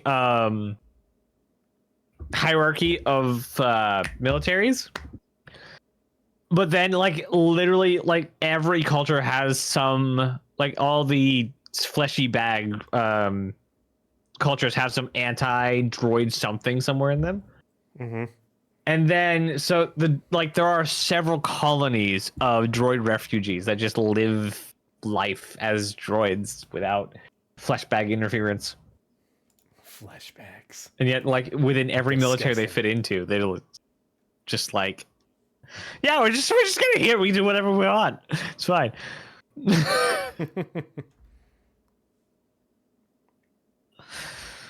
Oh boy, you got 2 more paragraphs to go. Sorry. Let's see. This was caused by a locator malfunction. The shifting to the left every time they saluted. The team also rectified an issue where the supervisor NPC was inconsistently present on the Stanton's Bridge across the day-night cycle. Wait, your supervisor is actually there when you need them, or No, this is realistic. That they don't need to change a thing. yeah, this seems like it's intended. For combat mechanics, AI content utilized new mocap to refine how players interact with the Gladius. Alongside this, various tasks and bug fixes were completed to improve the overall experience. And that is it for AI content, Squadron 42. Now we're back over to the PU side for AI features, right? Yep. Yep. With and a their little last bit on paragraph Squadron. is Okay. right. All right. AI features. Throughout April, AI features put significant effort into the Alpha 323 release, specifically the Copion creature that will be found across planetary surfaces and in caves. Quick pause. We just Run. got rated by Buster. Buster Oh my God, Destroyer with Buster, the raid hi! with 36 viewers. Good to see you, Buster. Hope you're doing well, my friend. I fingers crossed for you. I hope things are looking up. This last Saturday afternoon, Soul Citizens did a big stream to help raise a little bit of get by money for Buster. Help her get by. She's going through a lot right now, and we just want to say we love you, Buster, and we support you, and we hope you find a new job and a better job soon. And just know that the community is with you, and when we love you. I got to go and hang out with Soul Citizens and be on the stream for a little bit, and I hope we were able to help you out a little, help you get back on for your feet. We've not maybe all of us, but I feel like most people have been there, and we empathize with you, and we just want you to know that we are here for you, my friend, and I hope things are going well. But thank you so much for the raid. Really appreciate the support. If you're coming in from Buster's stream and you haven't watched the podcast before, Naz and I do the Pathfinders podcast, and we just talk about all things Star Citizen and Squadron 42 development. Tonight we're going through the monthly reports for April for Star Citizen and Squadron 42. In the first hour and a half of the show was us reacting to a statement made by Chris Roberts. We reacted to the medical changes that are in the patch notes for 323.1. And we went over the roadmap rundown for May 1st. And so if you want to catch up on that, you can catch it on my YouTube. It'll be posted in the next couple of days. But let's see. Bush says, love you all. Thank you for popping on Soul Citizen to support me the other day and just being awesome. We love you too. And I hope things are looking up for you, my friend. It is a super stressful thing, and you deserve better. And I hope you find something that is better for you. But yeah, we are here for you. And fingers crossed in every way, shape, and form. But yeah, so thank you for the raid, Buster, and welcome everybody from Buster's stream. But yeah, we are looking at Star Citizen's development tonight, and Nazeris is just reading about the AI tech that's on the Star Citizen side. Sorry for the interruption. No. Don't be Double sorry dogs for for everybody. What? That's the least, like, monthly report can wait. We can go 5 hours overtime for community support. Absolutely. Especially for Buster. All right. Surface and caves. All right. Quote from the AI feature team. We're really excited to share this new creature and the gameplay possibilities it provides. Copions are the first of the creatures that we have been working on and have posed many challenges during their development. We also had the pleasure of bringing all the hard work on other teams into a cohesive whole, the AI team or AI feature team. AI features added four creatures, including ground alignment tech, which also allows them to appear correctly situated when moving across the terrain, and the ability to attack in formation. That's terrifying. The attacks themselves require motion wrapping and melee attack technology to connect with the player. The team also put a lot of effort into ensuring that these functionalities work well across different environments. One thing I think they said but didn't say that Copions also use the token system when they do their pack attacks. Huh. They didn't say it specifically, but they talked about how the kind of token system works in ISC. Right. So that, like, it filters through them, so they're not all attacking once, and like some will strafe, some will like. I can't confirm it, but from what they said in ISC, it does seem like they use the token system. That makes sense. Yeah, because they are full NPCs. They said so. It would make sense Yep. if it's an attacking NPC, they would use the token system. Instead of death by 1,000 cuts, it's death by 1,000 bites. They're just nibbling away. Just 3 actually, or 4, because each bite takes a quarter of your health. Just 4 cuts. How many licks does it take to get to the center of your SC character? Of you.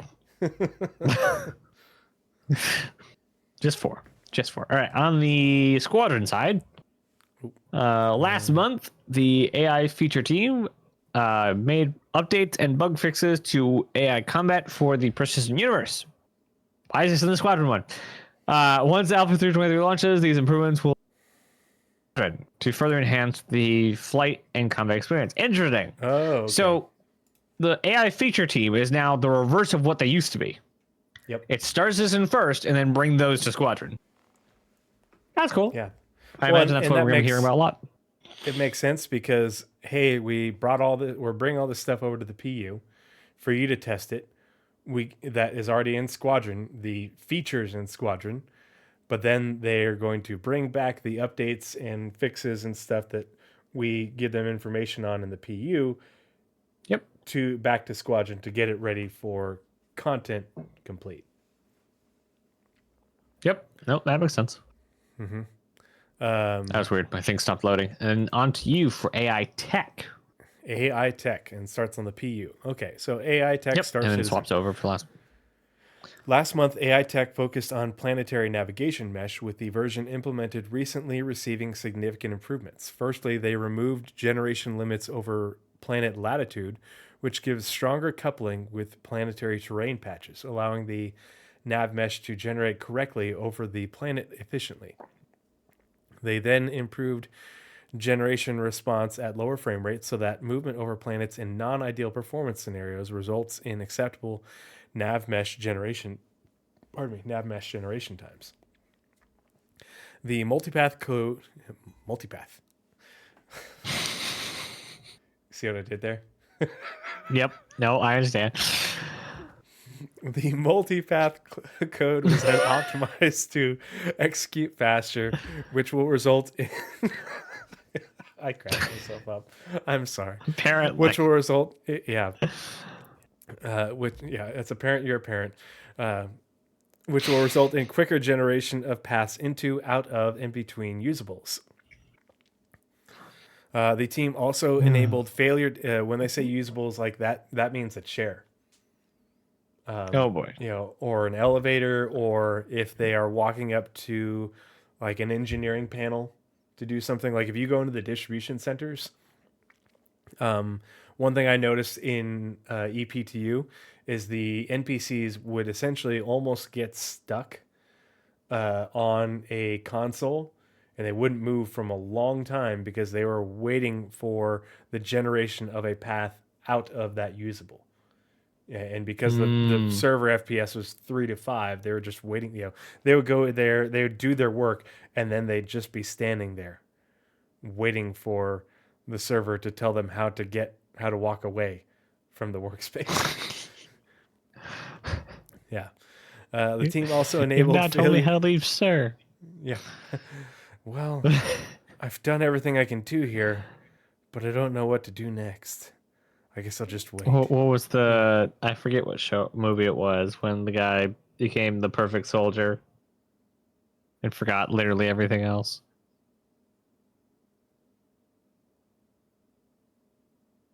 I just remember the clip that keeps being posted online. He cleaned his bed and got all his stuff in order. It's from Malcolm in the Middle. Is it? Yeah, Oh, it's Malcolm's older brother. Reese. Universal Soldier is also a good example of that, but it's much more serious. Good movie, by the way. The team also enabled failure detection code in the movement system component to identify and fix situations where NPCs were standing on usables or out of the nav mesh. So they're working on addressing additional issues that cause NPCs to stand on chairs. Another key feature worked on was How long are they going to be fighting this problem? Yeah, just a crazy thing that this is the result of so many different points of failure for NPCs and AI. Let's see. Another key feature worked on was the Boyd system, which the Marok used for the new Marok creature. April saw the devs improving network synchronization and extending the system to support audio triggers from different agent states. Several optimizations were also made to the overall code. Before I continue, I have to find the thing that I made because it was funny to me. Oh, wait, no, I made that on my laptop. Didn't I? Oh no! Well, describe No, it. but What'd you make? No, I uploaded it to Discord. I pull Hey. things from open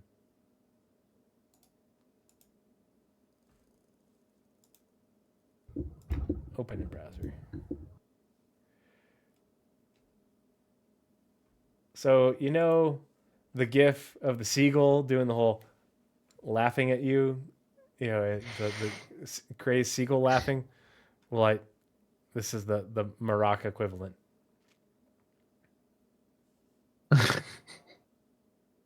Yeah. Being dissed by Marok. Yeah. So anytime I want to laugh at something ridiculous that is said in Discord, I can drop that GIF. All right. Sorry. Oh, whoops. Let's see. April saw the devs improving network synchronization and extending the systems to support audio triggers from different agent states. Several optimizations were also made to the overall code. Significant time was spent verifying multiple parts of the AI system after evaluating the ePTU optic profiles. For example, the team optimized some of the navigation code involved in the destruction of navigation links and navigation volumes when larger outposts stream out. Oh, okay. So with streaming, with server with server side streaming, when they stream out a location, it's not just the physical assets of the location, it's also the code that makes the location work. And so they have to, when they stream out the location, they have to make sure that it takes out things like the navigation links and navigation volumes, so that way they don't remain in NPCs, like can't get bugged and borked out by them. Navigation links are what allow an NPC to traverse between navigation volumes. So a room gives you a navigation link via a elevator or a lift of some sort to another room. Now, those are two different navigation volumes, if that makes sense. But those are things that is code beneath the surface that you don't see, that has to stream out along with the actual asset itself that the server is simulating. The Pathfinder was also switched from running using background jobs to batch jobs. This part's interesting. This is a big deal. The main pool that serves requests was split into two to better serve multipath and standard path searches. Moving the calculation into batch jobs allows an increased number of calculations, which provides much faster results and utilizes more CPU time where available. These jobs are lower priority, so they can always provide space for more urgent calculations and continue work across multiple frames. This should result in quicker response times for NPCs at lower FPS. So, Which, as far as I've heard, it has. Yes, I hear a lot of people praising the NPCs in this update. Even at like not 30 FPS, the NPCs are much more performant in this update, down to low tens or even high single digits than they were previously. And it's because they are optimizing, how they calculate all that and how they spread those calculations across across essentially server frames. And so this is huge. Because Nazeris and I had talked about this before, as this is one of the like a triangle of getting NPCs. Yeah, NPCs throw grenades out. I hate it, but it's a triangle of getting That's NPCs to work terrifying. as intended in terms of the they have to optimize the actual behaviors to make those behaviors run less resource intensive. They have to optimize the code that runs those behaviors on the servers themselves. So that way, even if the server takes a long time to run this behavior or doesn't run it efficiently, it doesn't matter how optimized this behavior is in terms of how much extra code they've whittled out of it. It's still not going to run optimally. It'll run better, just not optimally. And then the third part of that triangle is server meshing, in that, okay, if the server FPS is getting down to 10 or 12, all right, let's spin up another server. So that way, this area that was 1 is now 2, and each one is running at 30. And that's how you get really performant NPCs, without just spending a ton of money on crap tons of servers. It's optimization and efficient utilization across 3 fronts. And we're finally seeing the optimization that they had talked about 2018 or something, when they said they want, I think it was 17 or 18, when they said we need to get each server as optimized as possible before we move into server meshing. That way, each server is as efficient as we can make it. If we would just jump from 5 years ago servers to server meshing, we'd be leaving so much performance on the table, and we wouldn't know how to optimize it because it'd be obfuscated by the server mesh. Yeah. Keeping everything on a single server helps us see the problems. Yep. And it would not be cost effective at all. Yeah. And this is just one example of them doing that with AI tech, but AI and their behaviors are big hogs of server resources. So this is a big initiative. Plus it's very much player facing, so by optimizing this makes our experience that much better. In parallel with supporting the Apollo subsumption editor, AI Tech are also working on a new UX design for their internal tool. Progress was also made on the spaceship combat behavior, which is planned for release in Alpha 3.2.3. All NPC fighters now use this behavior, which involves them using limited ballistic ammo rather than infinite rounds as before.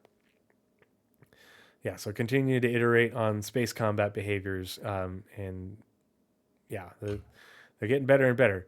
And part of the reason for master modes was so NPCs could be competitive, because you're never going to be able to teach NPCs to do what Avenger 1 et al. Are able to do. But if everybody's on the same sort of playing field with what you're capable of doing, what the ship is capable of doing, it makes it a lot easier and more. It makes it more. It makes it so that way the CIG can make the NPCs capable and competitive against higher tier pilots, and make for a better experience all around. Finally, for AI tech, they implemented point defense cannons that will protect capital ships from incoming missiles. I can't imagine why this is so important. Last time I was on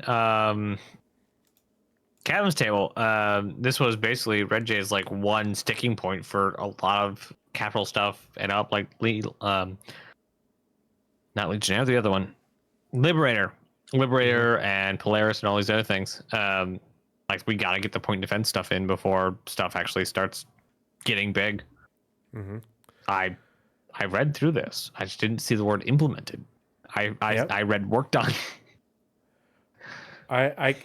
I'm going to be kind of sarcastic in chat. I want to see if you guys pick up on this, but why might it be so important for capital ships to have point defense cannons working in the PU? I don't know, Tree. Why would they need point defense systems? What capital ships are we Swords of envy. are we shooting at that would need people? That's great. Oh, I don't know. The Xenothreat Idris. What are we going to be getting to shoot? What are we going to be getting to shoot at capital ships soon? The frickin' Polaris with size 10 frickin' torpedoes. It wouldn't be very sporting if the PDCs didn't work and you've got this, size 10 torpedo and, big bada boom, game over, I win. It would just be an I win button against NPCs. Well, now it won't be. And, Xenothreat is apparently going to get more interesting because instead of just being able to easily shoot them with your retaliator, they're going to shoot down your missiles, your torps. Honestly, I think the Antares trumps PDSs.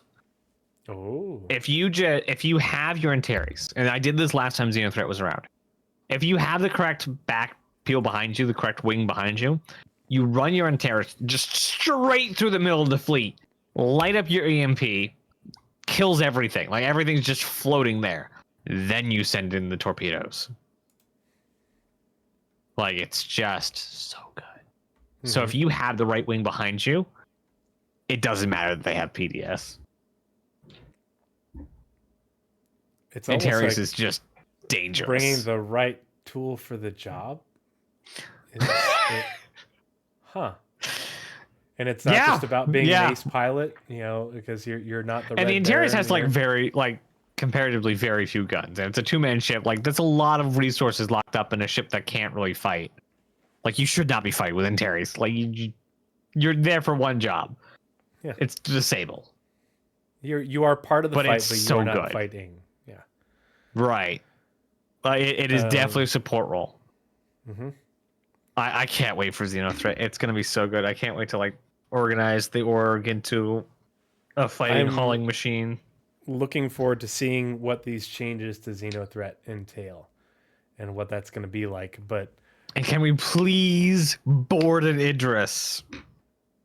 Mr. 19K, you mean actually work as a team with proper personnel and material? That's BS, man. Yeah. No. Never mind. My bad. Sorry. Mm-hmm.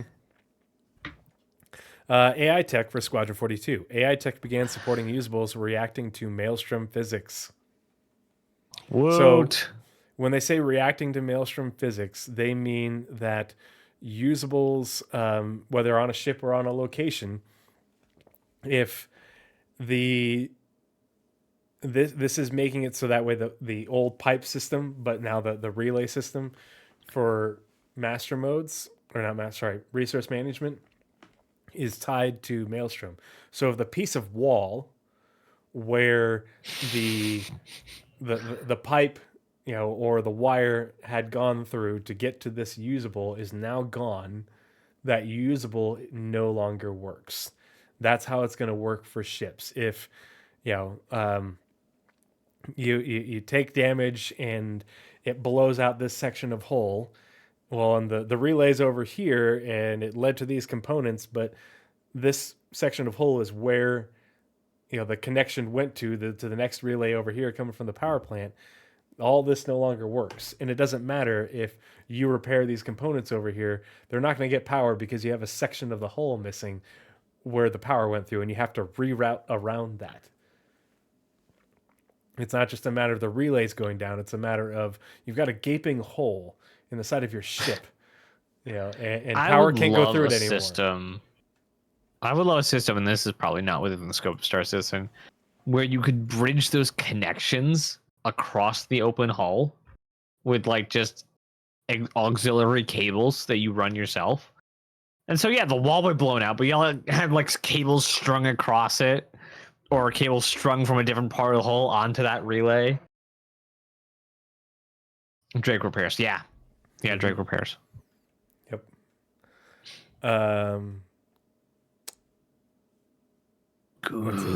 As part of this, the usable will react to the destroyed object and enable or disable specific functionalities. For example, if an engineer inspects a broken wing of the Gladius, they will notice the damage and perform an appropriate interaction. For cover, the system will react to the object's destruction and notify NPCs that might already be using this cover. Hey, the cover's gone. You should move. Stop crouching there. He can see you. Yeah. So that's the usable system is pretty vast. And that is it for AI tech. And now we're off to animation, starting on the PU. Yes. In April, the animation team worked on various creatures, including 2 predators and prey animals. Oh, including 2 predators and prey animals. And this is So not this the is Maroc and Copian. Oh boy. Yeah, the Moroccan Copion were the creatures they used to build the system. This is now moving on. They also spend time polishing player movement in space and when prone, which will be live in 3.23, and implemented a hit reaction for when AI is out in the open. A hit reaction when player AI or when AI is out in the open. I don't know what that means. Yeah.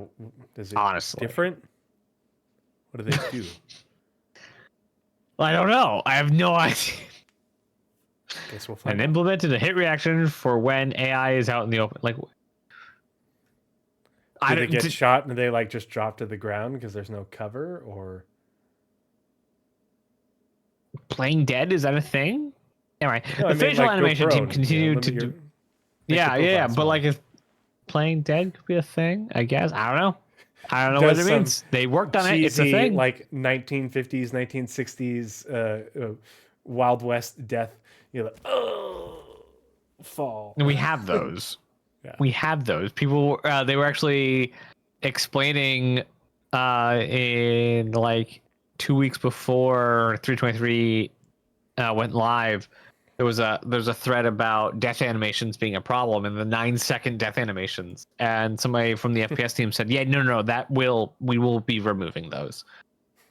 Like when you hit someone and they are dead, you don't want to question it. So eventually, those 9-second death animations will be being removed, and you will, when you kill something, you will be able to know that you've actually killed them, not put extra bullets into them because they're Can you taking die 9 already? I need seconds to loot fall you. to the ground.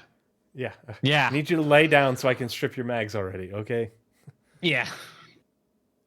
Let's see. The facial animation team continued to develop facial animations for various elements.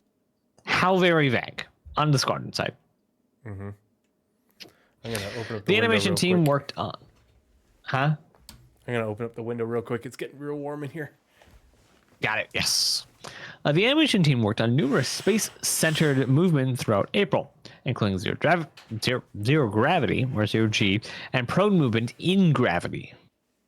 The team also worked on first-person animations for turrets, interacting with fire extinguishers, med pens, and more. I cannot wait for a fire. I'm so excited for our ships to burn down from the inside out. I'm so excited.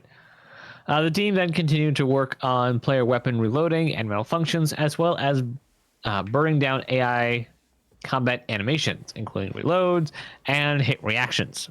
Hit reactions were also shot for a new enemy class. Ooh. Be cool. The team is currently closing out several background and life elements across various locations, such as the Idris. They also supported cinematics with mocap shoots for the opening of the campaign. The facial animation team continued to develop assets for the cast characters and player. On the mocap side, the team supported mocap sessions needed to complete specific levels. Just getting stuff done. I am really excited to see the stuff from fire extinguishers and med pen stuff get back to Star Citizen. Mm-hmm. Yeah, and All right. can I use the fire extinguisher offensively? Well, someone got a kill in it when they did the last playthrough of Theories of War, so... No, I mean like, oh crap, I'm all out of smoke grenades. Oh, well, I'm just gonna spray the fire extinguisher right here and make a cloud. Now run past. Is it versus NPCs or players? Both. Because players, they don't have any extra tools to see you through smoke grenades. NPCs are run by the server, and the server knows where you are. So if it's a player, that works anyway. For an NPC, it may not work depending on how they see the environment. For the NPC, I just have to chuck it at them. All right. Beat them to death with it. Does this hurt? Whack! Yeah. All right. That was animation on the Squadron side. Now onto character art. PU. All right. In April, the character art team began work on 2 specialist armors. Ooh, which ones though?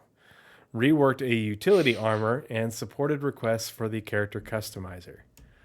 What armors? I want to know what they are. When you say specialist, to me that's particular.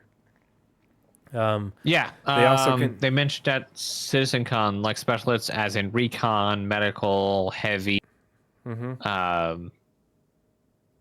Specialist is basically classes. When you read specialists, read specialists, think classes. There we go.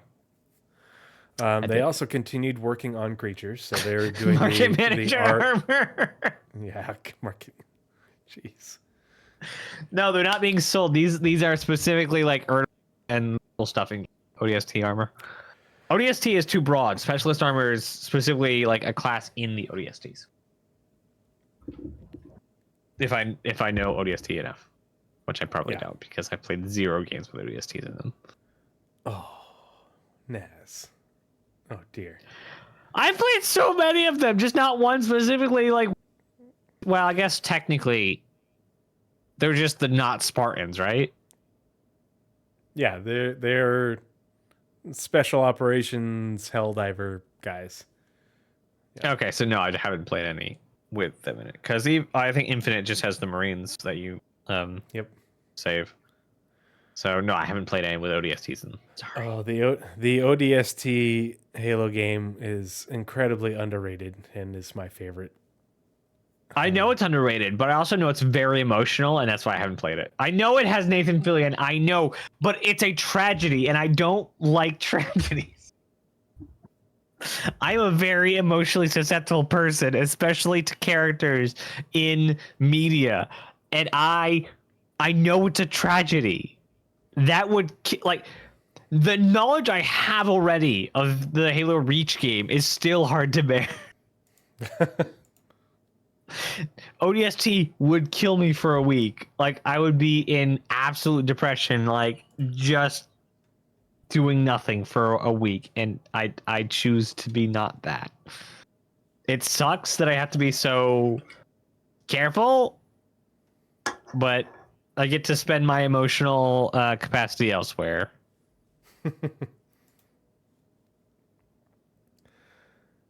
All right. Let's see. They also continue working on creatures. So I haven't watched the tragedy of Darth Plagueis the Wise. Oh dear. Oh no. Character art team. They also continued working on creatures, so they're doing the character art for the creatures that the animation team is working on. The character concept art team continued developing specialist armors and completed handoff. So they're working on a lot of specialist armors. They're concept art and also production art, and completed handoff sheets. The hair team kicked off new hairstyles for Alpha 4.0 and undertook R&D on fur for the creatures. So the Copion doesn't have fur. The Copion has like a leathery hide skin thing. It's not a fuzzy animal. And so what fuzzy creature do we know of? Oh, it's the giant abominable snowman that punch-sizes your face. I guarantee that's one of the ones they're working on. All right.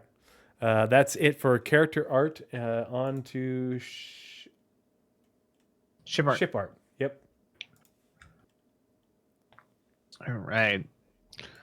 Ship art, one of the more crowd-friendly ones. The ship team progressed with the Zeus, continuing with the beauty and polish stage.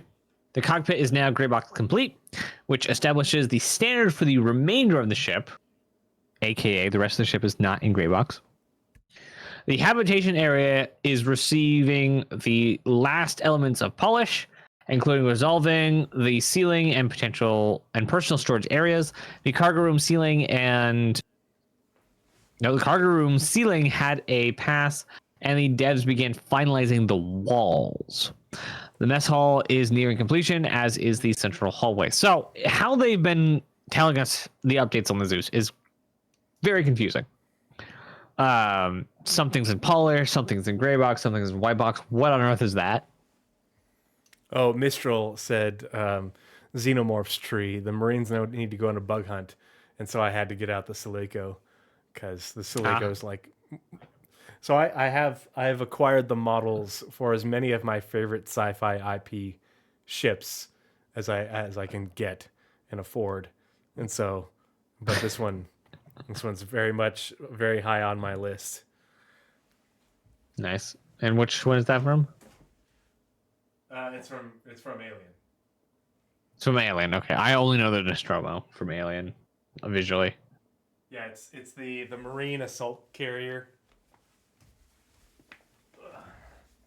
And see, that's the thing. It's like everybody's Zeus all about the didn't Nostromo, and I'm all about the ships that everybody loves this ship, but what about this one? This is the one that's my favorite. And so like I've got the Sulaco. I mean, I've got a Battlestar Galactica, but if I were to get a BSG model, it would not be Galactica because there was a forest ship in the fleet. Mm-hmm. There was an entire ship dedicated to an arborism. It was a forest ship. It was a farming forest ship. That's the one I would get. No idea what the name of it was, but yeah. So I said, surprised the Zeus didn't get an exterior model for ILW. That's because it's not a military ship. It is far from military. Like, it is an exploration, civilian cargo, civilian bounty hunting. It is nowhere near anything that the Navy would want or need. MR is bounty hunting. They have way better ships to like. The Navy's not bounty hunting. They're fighting wars. It's not a hard and CDF fast are bounty rule, hunting. but I don't, and I don't even know if it's that far along to really. Yeah, it is a lot of different places all at once.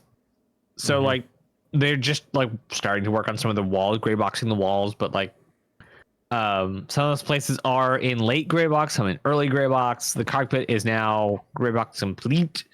Obviously, we haven't seen a VFX or lighting passes on them.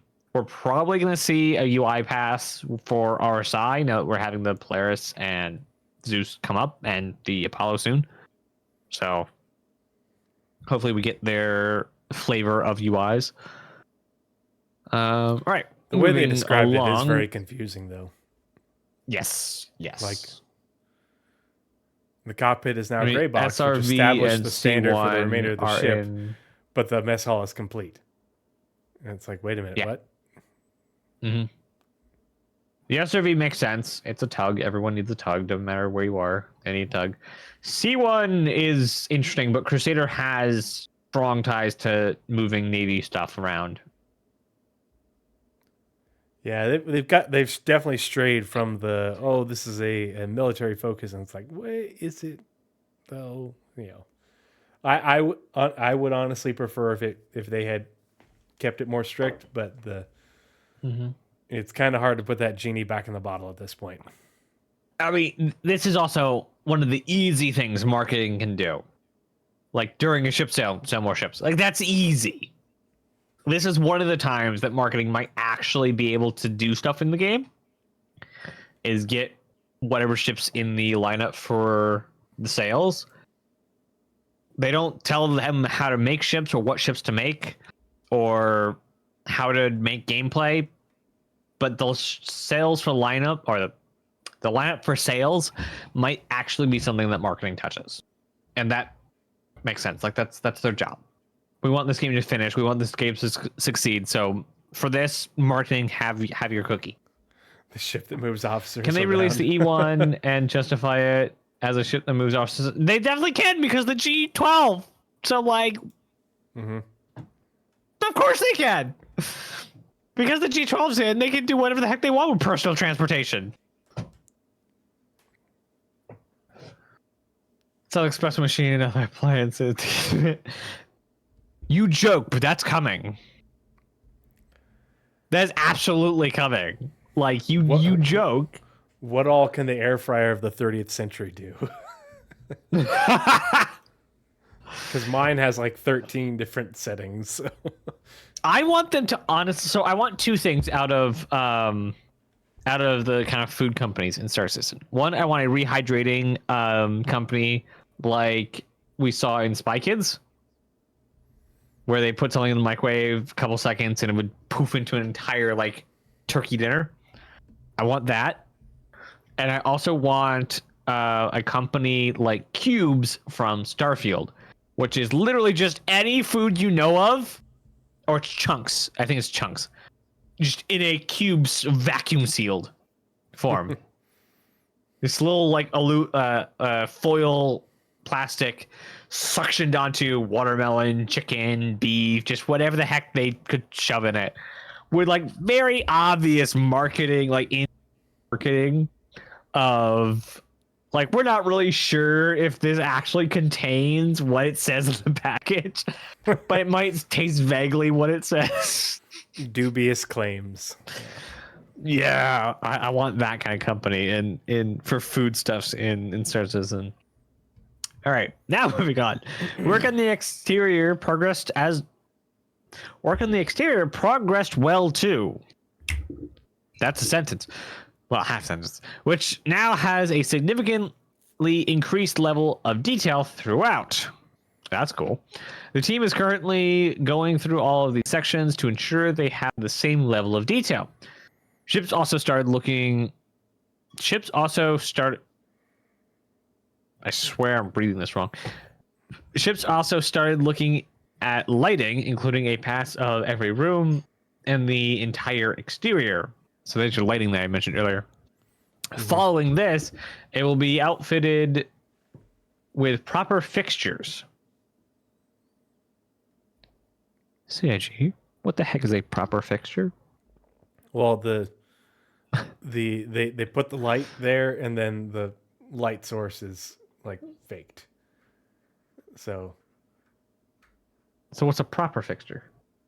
The fixture corresponds to the light source in the scene. You know, the CIG can put a light source here, but there won't be a fixture in the ceiling. But then they so the lighting pass and lights in the ship are the same thing. Yeah, they're not making the lighting fictional while the lights are physicalized. Sure. Yep. The Envil Legionnaire is now white box complete. I don't believe this is coming in for 4.0 if it's only just now white box complete. Though requests were made to improve the usability when boarding hostile vessels, they were currently exploring options for collapsible cover built into the boarding tunnel. Jay also talked about that. In the initial concept. Mm-hmm. It would have that. Yeah, it's a kill hallway. Like, that's all it is. Like, if they know you're boarding, which it's hard to miss you, it's just sending your guys into a tube of just bullets. So, elsewhere, Resource Network was finished for 10 ships, while legacy updates were made to 3 additional ships to support a new selection of paints. Neat. And that is it for ship art for April. So moving on to audio with Tree. And that's like the second or third month in a row where they've talked about 10 or more ships being finished for Resource Network.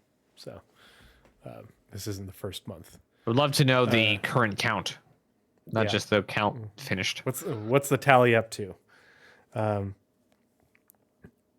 remember, they are trying to get all the ships ready for resource management come 4.0. Which is in 4.0. So, like, that's the plan. Yeah, they're making good headway, but it's a pretty long list. Audio for the upcoming Alpha 3.23 release, right? We're on audio? Yep. Yeah. Yep. The audio vehicle team completed their first milestone in overhauling the ship audio experience with new thruster sounds, which is rolling out to all new ships. The goal was to restructure our process of designing and implementing ship thruster audio in order to unify the setup of all ships and streamline our pipeline. Good.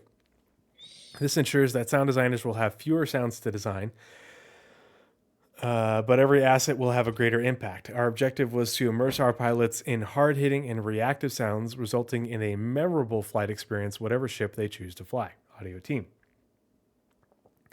They are now also using a shared and extensive set of game parameters that modulate different layers in a variety of ways.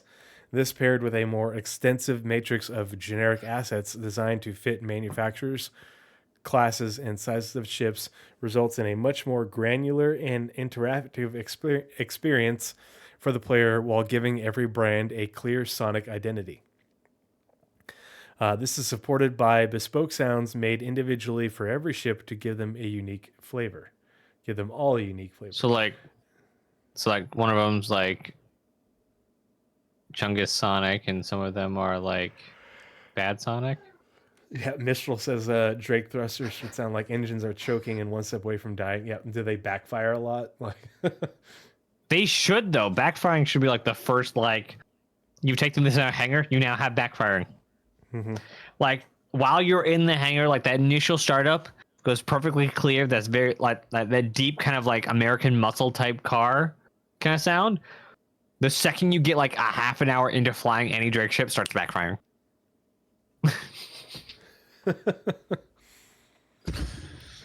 Let's see. Finally, for vehicle audio, the devs introduced a very early state of manufacturer-based soundproofing. With this, so the Drake version of no soundproofing. With this, each brand will have a unique soundproofing profile heard when players are in first person to further improve immersion. I want. Oh man! So this is a thing. I'm a Army flight medic, and there are rules at what speed we can fly with the doors open, and at what speed we can be flying and open the doors in flight. And there are two different sets based off whether soundproofing is installed or not. Because if you have soundproofing installed and you are flying too fast with the doors open, it will rip the soundproofing out of the helicopter and can become a flight hazard. And all I can think about is the soundproofing installed in a Cutlass Steel, and somebody opens the doors while you're at boosting at SCM, and the soundproofing gets ripped out, and it gets sucked into a thruster or something. Yeah. Anyway, classic Drake. Yeah. And you're sitting in the back of your Cutlass Black, and it's just loud as all hell. Whereas if you're sitting in the 400i, it's peaceful and quiet. And, yeah. So, like a good example is like you can see the walls in any Drake ship. They're paper thin. You see basically the exterior armor.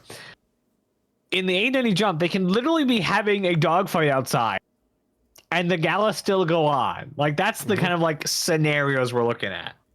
Yep. It's hilarious. Yeah, because they can, with that sound propagation system they showed off, they can attenuate all of that based on from ship to ship, and they can do that basically across a manufacturer just by saying, in all Origin ships, sounds propagate at this rate or this level, and in all Drake ships they propagate in this way. So that way you could be, the same distance from a sound in an 890 and not hear it at all as in a Caterpillar where it sounds, it's super loud. Someone drops a wrench 3 sections away and it's clang, but in the 890 it's just a, bloop. With this, each brand will have a unique soundproofing profile heard when players are in first person to further improve immersion. The new thrusters and audio features were rolled out with the Anvil F7A Hornet Mark II and will be utilized on every new ship going forward, with the team converting older ships periodically. The audio environment team polished the first ambience pass for distribution centers, and there's a lot of ambience. It is creepy when you get into the bowels of the DCs and you're like, it's a good thing I had this mini map Should because I otherwise be I'm here? lost. Yeah. Should I be here? I They- just found a yeah, body. That's why they didn't Yeah, clock they make out. a. Oh, God. They make a really good like environment, and when you're not supposed to be there, everything lets you know. The environment, the sounds, everything. Yep. They really did a really good job on it. Yeah, I like when when they're performing well. I like the distribution centers a lot, especially even for solo gameplay. Mm-hmm. While continuing to develop new systemic ambiance. Although this new, and especially in the bowels where all the machinery stuff is going on, it's cool. I mean, it feels like you're in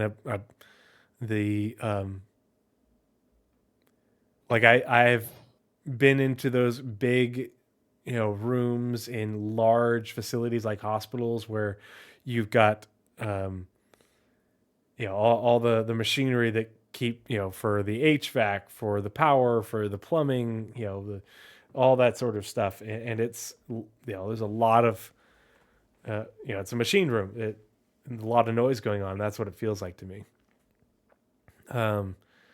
Although this new system is still in early development, the team was able to add it into the distribution centers, improving ambiance for players at these locations. Alongside this, the team finished their pass on the new features for Alpha 323, including wildlife. I do like the creature sounds. That was fun to listen to. It's interesting, like they talked about, I got this sound from rubbing a balloon. I always like behind the scenes fully videos and things. And my favorite, as I think I've said it on podcast before, was the Geonosian babies for Republic Commandos. So in Republic Commandos 1, you go into some of the Geonosian hives after the Battle of Geonosia, or during the Battle of Geonosia. And so there's little like post-larva Geonosians running around because they're bug creatures. And so for the footsteps of the little baby Geonosians, they use cabbage, and they cut cabbage in half and then used it as little pattering feet. And then you can get Cabbage a Patch Geonosian Kids. gun. Yeah, sure. And in you can get one of the Geonosian guns in that. And for that, they used like a specific type of like nail. I don't know if it was a thimble or something. But they used that and tapped on a bowling ball to sound like, because this gun had like little legs on it that would tap. And of course, it was against your plastic or your poly whatever armor as a stormtrooper. And so they used a bowling ball to tap on the bowling ball to make it sound like it was tapping on your armor. Huh. Interesting. Yeah. It's the little things. I love crap like that. I love crap like that. And how like they had like 5 different giant creatures in the T-Rex roar in Jurassic Park. They have an elephant, a whale, a couple other things. and They just took all those sounds, just like. That is it for audio. On to community with you. And if they don't make the Miscaraptor a thing that drives around in landing zones, I'll be sad. They said the asset already does exist. Yeah, the asset exists. So put it in the game. You don't have to make it viable or anything like that. I just want to see it driving around. Oh, it better be viable. If I'm going to have hangars, if I'm going to have apartments, if I'm going to have my own stupid landing zone, not landing zones, what are they called? Player bases, I want this. I would we have billion tiers coming, and that's going to give us 99.99% more landing zone per landing zone. I would love missions to go and clean up some of the back alleys. Absolutely love that. Love that so much. Anyway, community. The community team started off the month celebrating Triggerfish. Raptor. I almost said Razor. The Miscaraptor. The ultimate weapon in the war against garbage. This also supported the April Fool's Arena Commander mode. Or they also support the Arena Commander mode. Yes, CIG, everyone wants it. Please give us the Raptor. Even if it's just a copy paste of the PTV driving mode crap, just don't care. Give us the Raptor. It'd be great. Community support continued for the Overdrive Initiative, including Overdrive Initiative FAQ. Regarding upcoming updates, the team published the Alpha 3.23 patch watch, which I didn't see show up at all, which highlighted the features and improvements that do not appear on the public roadmap. The team also supported the... I think I completely I didn't missed see it show up either. Yeah. I'm going to have to read Thanks, monthly report, for showing up. The team also supported the live release of the 2.0 launcher, of the RSI Launcher 2.0, a full revamp of the application with the ultimate goal of serving as a reliable tool for the community. Well, you screwed that one up because it will not keep me logged in for anything. I tell it to remember me, and the instant the internet goes out, logs me out. Huh. Will not log me back in. Hope it's working better for other people. The Bar Citizen World Tour continues in 2020. Members joining the fun in Chicago this month. For those looking forward to a future event, more details scheduled for the Bar Citizen, or for this year's Bar Citizen World Tour, will be published soon. True, I get logged out consistently. Good. Not glad it's not only me. Sorry you're getting that as well, though. Yeah, I have not had that planning issue. for That's this year. interesting. Oh, interesting. Cool. Interesting. I hope And I mean, that we can find our a fix power went out a week or so ago. Had to do the whole modem and router reset thing, and no issues. Did you have the launcher open when it was out? Oh no. Ah, okay, that's probably what happened. Huh. Because it's just kind of always open on my computer since it's just a launcher. So when it's open when the thing goes out, it's just like, oh, I can't connect anymore. I guess I'm logging in. Yeah. Yes, I know it's the best practice to close it, but I'm always about to play Star Citizen. Let's see. World Tour continued. Nope. Planning for this year's CitizenCon in Manchester, UK on October 19th and 20th is underway. With over 3,700 tickets already claimed, this year's CitizenCon has already shattered previous attendance records, making it officially the largest Star Citizen event yet, despite still being April. The team is already deep in planning for the layout and key components of this year's show, and can't wait to see you all in Manchester this October, the community team. In addition, the annual community-created System 7 Racing League organized by Admiral Esports is ongoing. I don't know if it's still... I doubt it's still ongoing. With the team continuing their support for the event... Finally, the community team published the weekly This Week in Star Citizen schedules alongside the most recent updates on the upcoming gameplay features in Roadmap Roundup. The Red Commander schedule was also updated to provide better visibility on game mode rotations and special modes. Besides these, many other support tasks were done to prepare for Alpha 3.23 and 4.0 and beyond. Now, I don't know who the heck in the community, and there's many people that were, read that for some, read that and said, they're not doing point patches, 4.0's the next update. What? I understand that's literally what it says. How did you get all the way to reading the monthly report? You read something, which means you are reading inclined, but you didn't read or watch literally any of the tens of crap that they've been putting out over the last quarter that says we're going to be getting, like, even the Roadmap Roundups that said we're going to be pushing stuff into the point X patches. And like there have been also people that have been confirming, like, through this that 4.0 is the next major patch. Like, Yes, welcome to the train. We've been here a while. They've said that back 2 months ago that it was going to go 3040. They've been saying that There are lots for of so doubters. long, that there wasn't going to be a 324, that 323, and then 40, 323, then 40. Never mentioning anything in between. And we're could still getting like happen, more people yeah, figuring this out. It's but- very interesting. yeah. There has to be a reason to, and there's no reason to. Yeah. People get on the train different times. I know. I'm aware.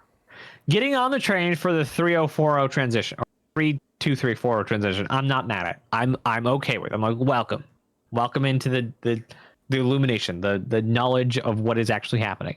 But the people who read this and say we're not getting a 0.234 patch to get the rest of the 3.2 features, those are the people I'm like, maybe step back a bit, look at the other information we have, then make a decision. It's yeah. Yeah. I've They seen both. literally I've seen both. told you. They told you it's going to come in a .x patch. What do you think that means? Like you read this. Like you read a monthly report. That's a big step. Like you've gone pretty far into the learning of the development of the game. How did you skip over so much? Anyway. Now on to Tree reads big paragraphs. Core gameplay. 1.0 I heard is one coming point. before Get out. 4.0. Just get out. Just get out. out. Just. I can't. All right. I. Core gameplay. In April, the core gameplay pillar closed out features and prepared them for release in Alpha 3.2.3. A significant amount of time was invested into polishing and bug fixing, as well as reviewing feedback from the community to improve features where possible. For example, various improvements were made to weapons, including enabling the interrupting and canceling of backpack reloading and ammo repooling via actions like weapon swap, sprint, and melee. I still have yet to backpack reload. I need to figure out how to do that. So You what need was to also have ammo in your backpack, but not equipped to your armor. It will automatically do it. or sorry, not that. I mean ammo repooling. I need to do that. Oh, that is a button. I forgot that. I haven't done FPS crap at all. He flipped Operation Naz reads the long one. Yep. Reverse. That's because Play I the didn't. reverse card. I didn't specifically make it so I read the core gameplay one, because the last couple times I've specifically, because I used to do it with the engine. I marked me as the engine one that I would filter up then down. So this time I just start off with tree starting since I'm reading the headers, and it just flopped back and forth. So it just ended up with what it was. It is what it is. This is fine. I get the next really cool one, which is branding. So I'm fine with this. I'll be right back though. Okay. Oh, you read the long one. Support was also added for hit marker sounds, while recoil patterns are now the same for tap firing and holding the fire button. Aim down sight mouse sensitivity is not scaled down for higher field of views anymore, and weapon bandwidth usage was improved. Weapon bandwidth usage, not sure what that means. For jump points, coming in 4.0, the team enabled new fail states if a jump drive detaches or stops functioning, and added tunnel push force from the edges of the map to help players stay on course. They also implemented the first pass of procedurally generated tunnels from design parameters, including randomness to tunnel shapes for variety. Tunnels. Multiple routes. You're not just going to be able to spawn camp the jump point coming in and out of Pyro. That's not how this works. For the resource networking engineering, the team implemented a throttle that manages power in one SCU segments based on the updated UI design. Oh, okay. Yeah, the power increments that they talked about at CitizenCon. River Rapids. Find the less trodden path, my dear Bilbo. But Eve 2.0. Yeah. Additional item power range modifiers were added, which enable extra behaviors currently used for heat generation. This entered optimization for eventual release. Getting a lot of stuff ready for resource management for release with 4.0. No jump gate point bubble gangs. I'm out. Yep. Dibley says, I admit I missed the multiple pass info. That's exciting and encouraging. It's something that they talked about when they originally, they had a sort of roundtable discussion around jump points at a Citizen, I think it was for a CitizenCon presentation years ago. Or maybe it was a post-CitizenCon presentation. They said, yeah, they want it to, a jump point to be nebulous, and I have nothing to drink.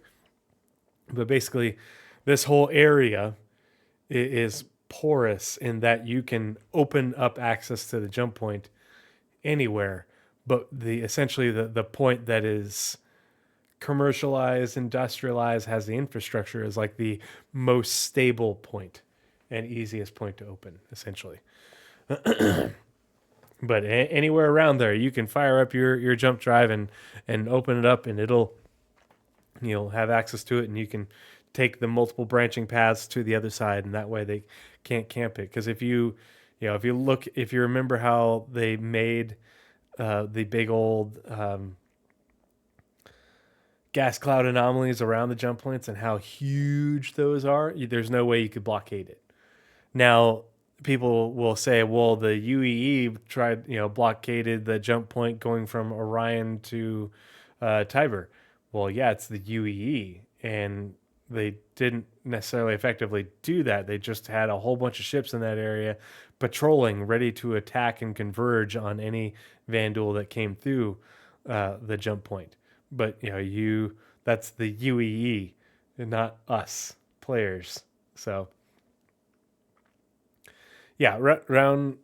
And a lot of times the round tables are spitballing and everything, and they're just looking at ideas. But this is something that they've more fleshed out over time. But they won't actually commit to the exact design because they'll just let us know when they let us know. But that's essentially what they're going for in order to prevent camping. Now, that being said, a concerted effort by players, you could blockade the jump point, the main jump point location, and take it over, just like you could, in a concerted effort by players, blockade a space station.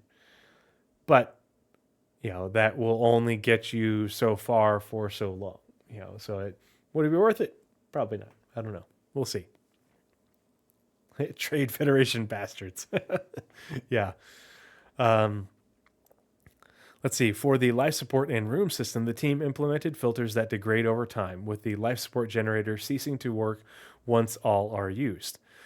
Gas propagation now uses accurate positioning within rooms, while atmosphere will equalize differently depending on whether they're high or low atmosphere environments. So if you have a room with no atmosphere in it, and then an adjacent room with atmosphere in it, and you open the door, the atmosphere will equalize between the rooms. And now, okay, well, this one was breathable, and now both of them are barely breathable. The technical requirements for crafting were scoped out with design, and room system documentation was updated to enable other teams to better implement their work. I bet you for crafting, we are going to see a design brief in the next quarter or two. I don't know if we need one though.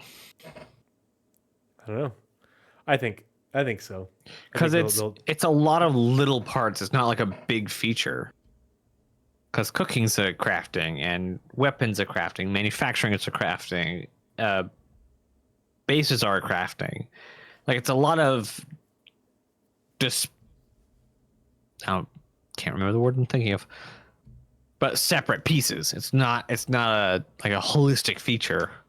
And it boils down to inputs and outputs. Yeah. I think they might give us an ISC feature on it just to explain how the system works, kind of like with the engineer. Yeah.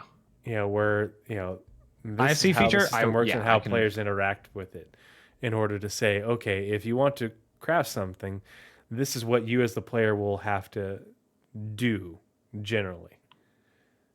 But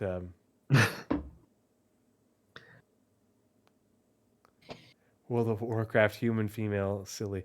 Why does everyone assume that I know tailoring and cooking? Isn't that also a quote from DS9? I don't know. It's a very similar quote to the one from DS9. I forget what the two things were for DS9, but it was the tailor. Everyone assuming that I know something and something. I do not remember that line. It's been a long time. April saw continued work on Maelstrom and the radar and scanning feature. Now they are all in on Maelstrom, but all they are saying is continued work on it. So we have no gauge of what that work is or how far along they are, what level. Now, obviously, Maelstrom is in Squadron to an extent, but there's a lot more work that goes into that to get it ready for all ships and all, the whole shebang. I feel a wardrobe malfunction. Ooh, there's my hammer. Seeing that I can't tell how many times I've gotten weird looks, like when I do I say the voice lines from old school Warcraft. Something you doing? Work. Yeah. For the orc little laborer I'm pretty guys. sure there's also a StarCraft. It's either StarCraft or there's another game that has like a the peons voice and the lines peasants. pack. Yeah. Yep. Or the remember the dwarf like airship thing, and when he's getting shot or he's going down, they came from behind.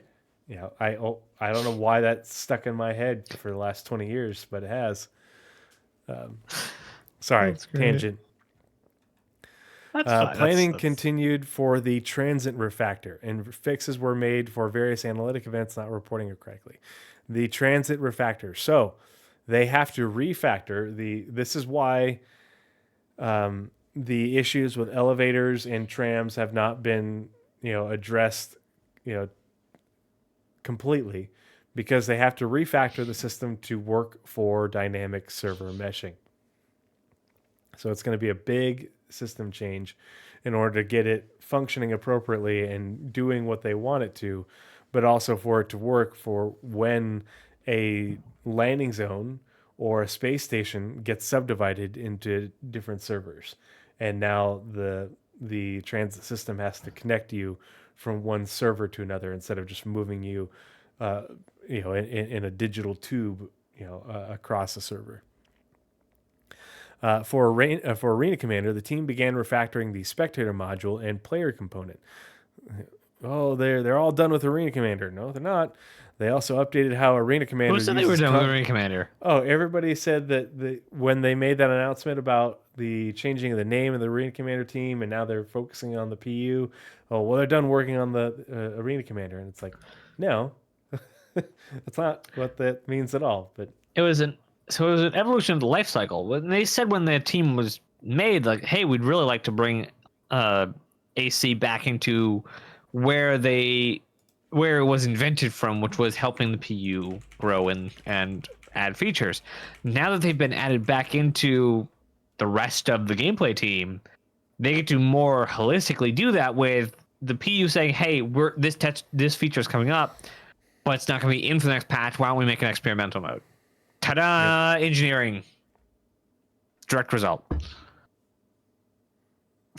Still need Theories of War. I know, right? I'm pretty shocked we don't have Theories of War so far. we got streaming. Like, we have. That's a big step. Yeah.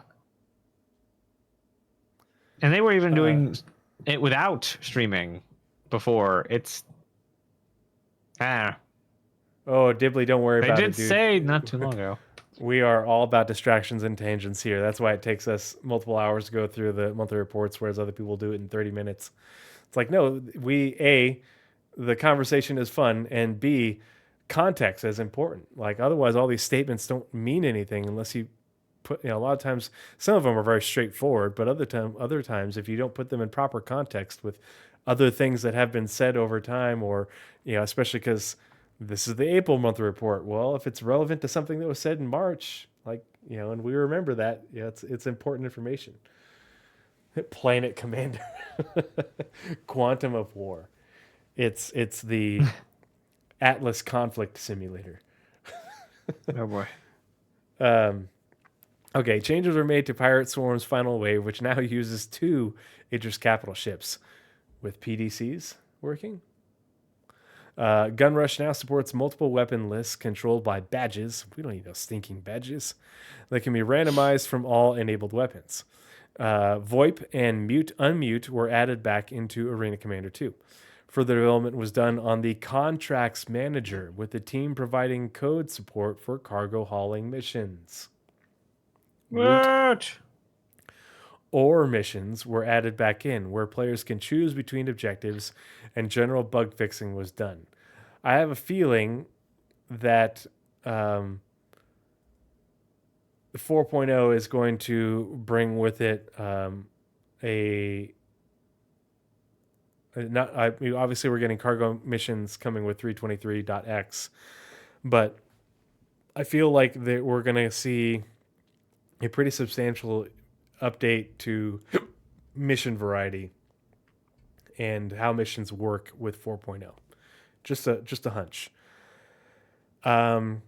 Reputation-based hostility was further worked on too. Alongside several issues and improvements, a new neutral zone was added. They should call it the meh zone. You're neither a friend nor enemy. You're just meh. This is a special restricted area that all players have permission to be in. Oh, neutral zone in terms of a location. Not like neutral zone of reputation.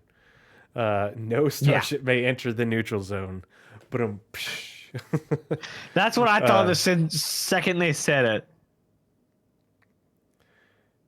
I wonder where these neutral zones will be. With NPCs ignoring reputation, relationships, and criminality, and reacting neutrally to everyone. That's Grimhex. No, they said they've said they want to make Grimhex a neutral zone. I forget where they said it. Weird place to make a neutral zone, considering the. It's not supposed to be a pirate base. That's Pyro. Grimhex is controlled by we pirates. Don't care who you are. Huh? Ninetales control Grimhex. They allow you to exist there. I mean, how the Ninetales actually deal with crap is very strange, and you should know this. You've read the lore. They're a very weird group of people. Yeah. I mean, they could just make it so that way the Ninetales don't control Grimhex, or they only control a restricted access portion of Grimhex. That would make more sense. Like, okay, you go down here to go to the bazaar, and you go here to go to the Habs or the.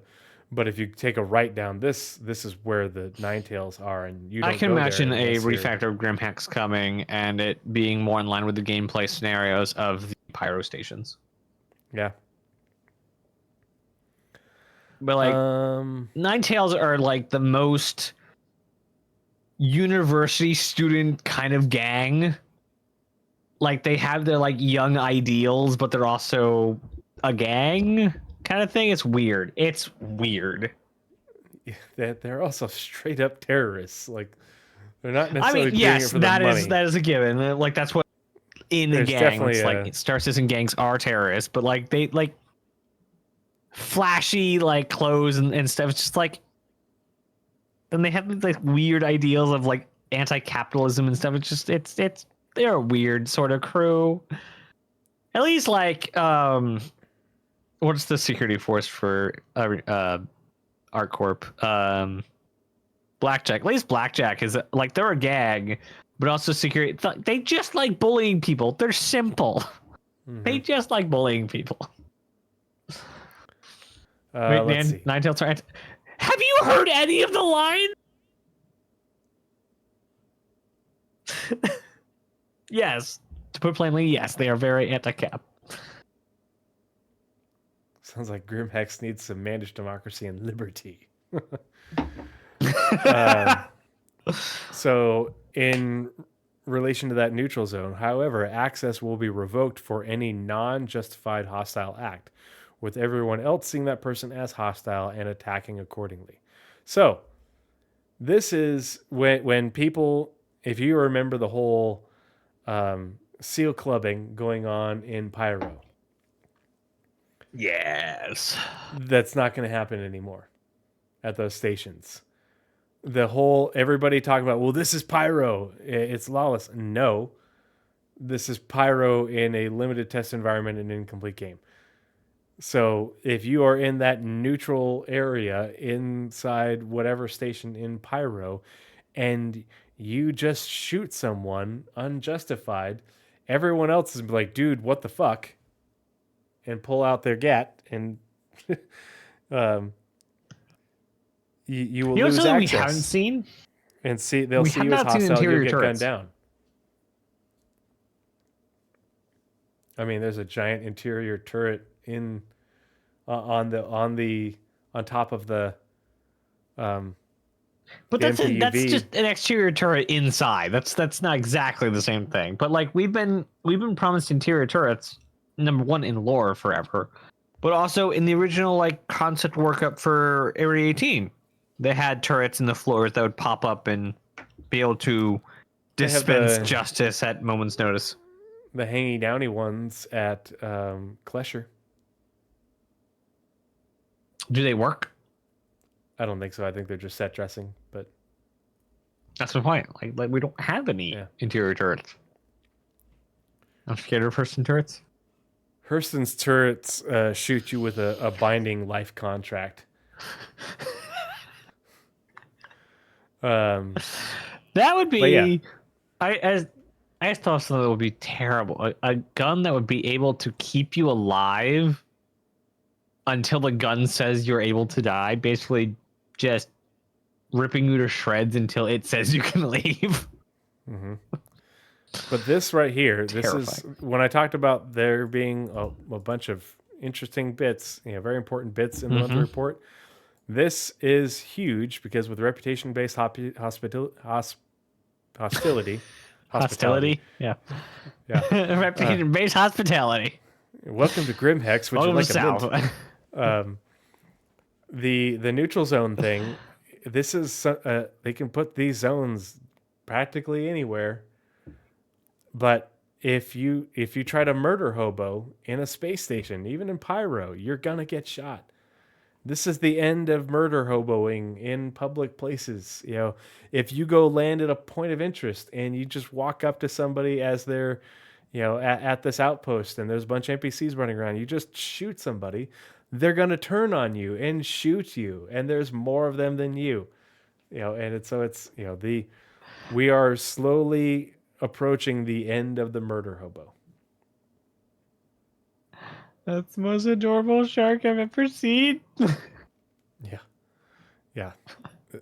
Here comes the FAFO, and because those people don't read this, they're not going to know it exists, and they're going to try to do the same thing they did, and everybody's going to, it's going to be it's the Wild West. There's no law. Well, everybody else has guns too, buddy, and there's a lot more of them than there are of you. Because they can just And they come out don't take spawn very closets. kindly to your type. Yeah. To regain access after hostile actions, the offending player will need to exit the zone. It doesn't tell you how or in how many pieces, and wait a set amount of time before entering again. Remaining inside when hostile or entering before the allotted time will completely reset the timer. Ooh. Yeah. So how long does it take for them to forget that, is it going to be like in, you just have to wait for the NPC. I heard someone prowling around here. 10 Must have seconds been the later. wind. Must have been the wind. Back to for cargo, core gameplay progressed with freight elevators, item banks, and persistent hangars. Soon, soon, soon. Yeah, and that's the thing is those guard NPCs, they can those will have characteristics just like any other opponent. And, they can be poorly trained, and undisciplined, or they could be, straight up, the ex special ops mercenaries. You just have to wait and see. That is it for core gameplay. And we're on to branding. Yep, in-game branding with you. And we still have lighting, locations, and mission design, all exclusively Star Citizen. Yep. Interactables, that second picture is just... I cannot stare at that enough. Anyway, we'll get to that. It's a good looking fire in-game extinguisher. branding. It is a good looking fire extinguisher. I'm talking about the second one. Last month, the in-game or the branding and vehicle teams worked closely to create brand identities for upcoming and existing vehicles within the game. I imagine at the point this was made, the Pulse was one of them. They also continued to develop an in-house tool for all manufacturers, from ships to signage. This will be a versatile and invaluable tool for everyone working on the game and lead to unification of the branding or unification of brands across the entire game. That's it. Back to you for Interactables. The Interactables team completed their work on fire extinguisher recharge cabinets. Is there a recharge cabinet for me? I need a recharge cabinet. I just need a cabinet I can walk into, curl up into a little ball, and it'll give me energy. They actually make those. They look very strange as cabinets because they have soft doors on them. And because they're so big, they actually laid the cabinet down. So you actually like crawl on top of this cabinet and then close the soft door. They named it something really weird. I think it's an acronym like BED.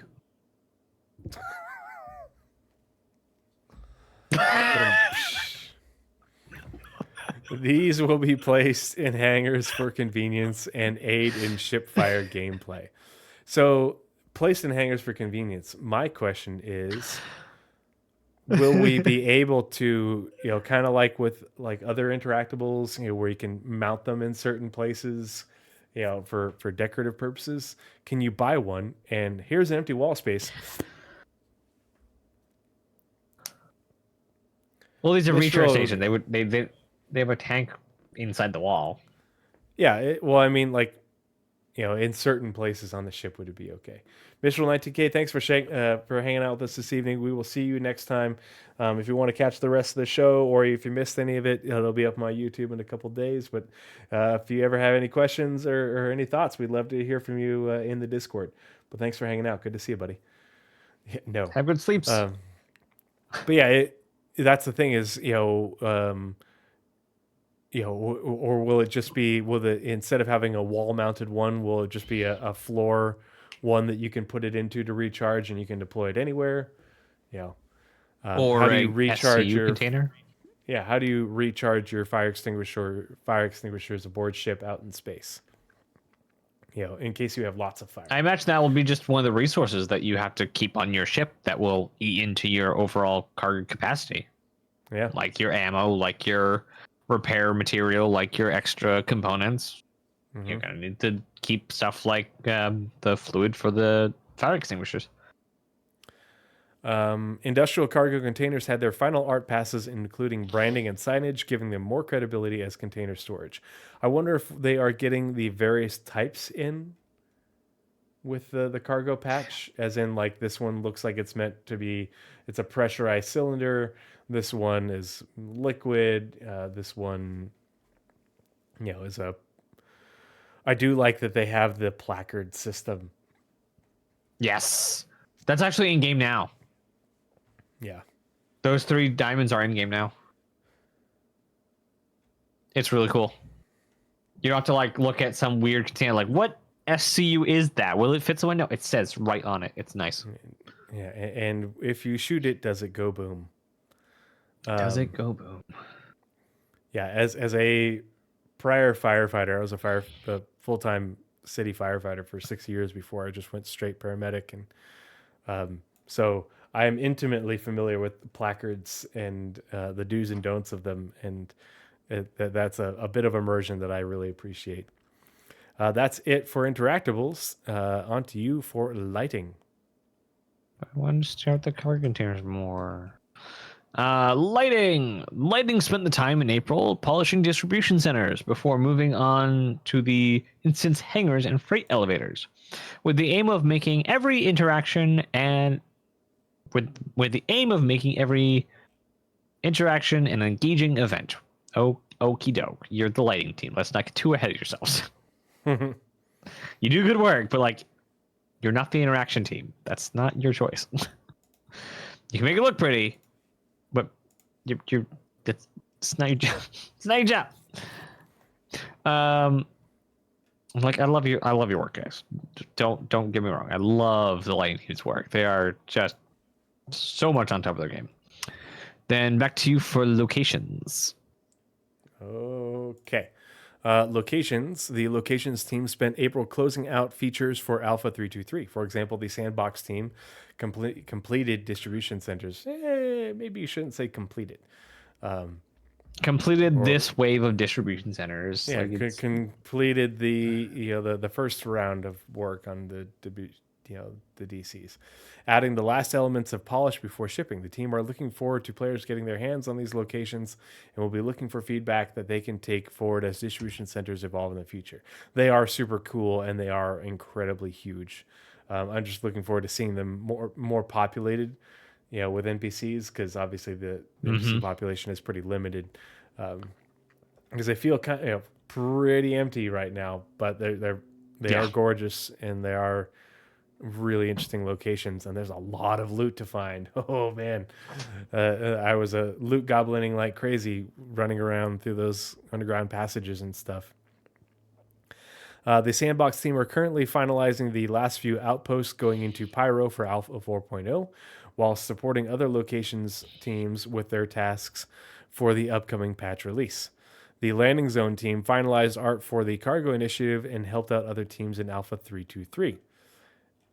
Cool images. So I wonder how long it's going to take them to finish up the cargo stuff. Are we getting... well, they haven't said anything about getting it for the Invictus update. Are we getting it for the Xenothreat update? Are we going to have to wait for a 3.2.3.4 for the rest of the features? I don't know. Yes, very Back cool. to you images. for mission design. Mission design. Yep. Last month, mission design continued to polish content for. They also made quality of life improvements to missions, including mission persons, and supported content for distribution centers. Missing persons, not mission persons. Missing persons. There we go. I knew I read that wrong somewhere. Work was done on the new contract manager to ensure it had all existing functionality alongside improvements.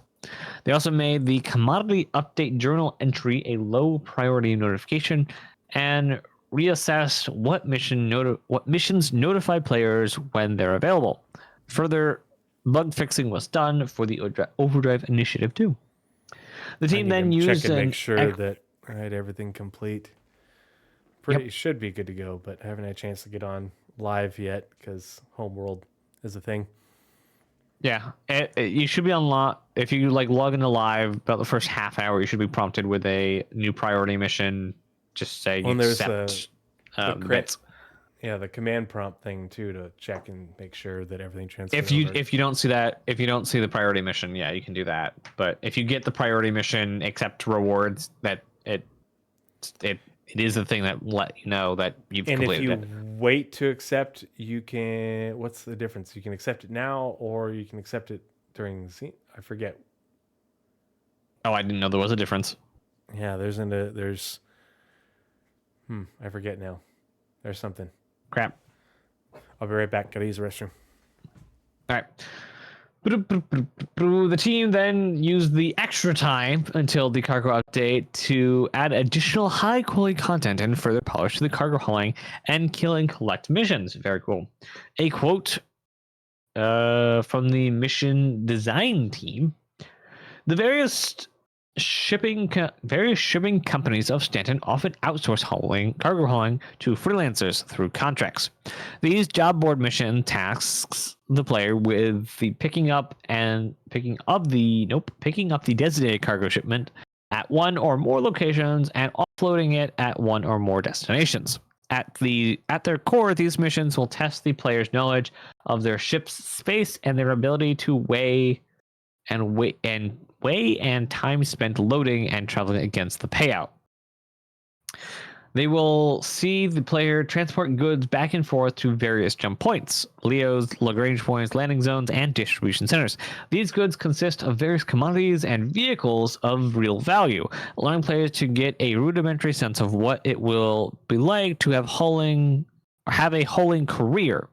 Simultaneously, this represents our first step towards implementing the logistical structure of the verse in a tangible, playable form prior to quanta-controlled system. That is an amazing foresight. Like, that's exactly what I've been waiting for in this game, is that exact kind of logistical background of the entire game. Accepting starts the rental cooldown, so they say wait for the rental for Xenothreat. Oh, I don't need the F7A. They also said currently the F7A has 2 small HP set for its turret, so it's easy for one hit to knock them out. Oh, that's terrible. Terrible.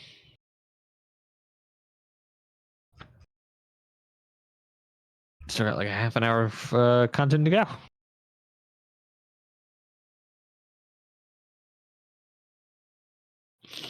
Let's see. I guess we can go on to narrative, maybe. April was a very busy month for the team, who worked hard preparing the Alpha 323 patch. This included crafting new distribution center missions, creature hunting missions, polishing the new UI and layouts, and reworking hint text along with bug fixing. Yeah, that last paragraph in mission design basically says what I've been saying for years. This is what Quantum is designed to do, to make this work. Mm-hmm. Quantum is made to control the logistics. It is not, everybody's like, oh, dynamic pricing. No, its goal is this, to make things move around. Logistics, to control logistics so that the way things get made and things get done. Prices are impacted by events in the verse, which Quantum reacts to, but that's not its goal. It's not about it. Quantum is not meant to impact the commodity trading that we have right now. It's meant to control this. And everybody's like, no, it's about commodity trading. Commodity trading is good. That's what. No. Commodity trading dumb. Cargo hauling good. I do like that they're talking about moving vehicles too. Yeah, that was interesting. Boxes.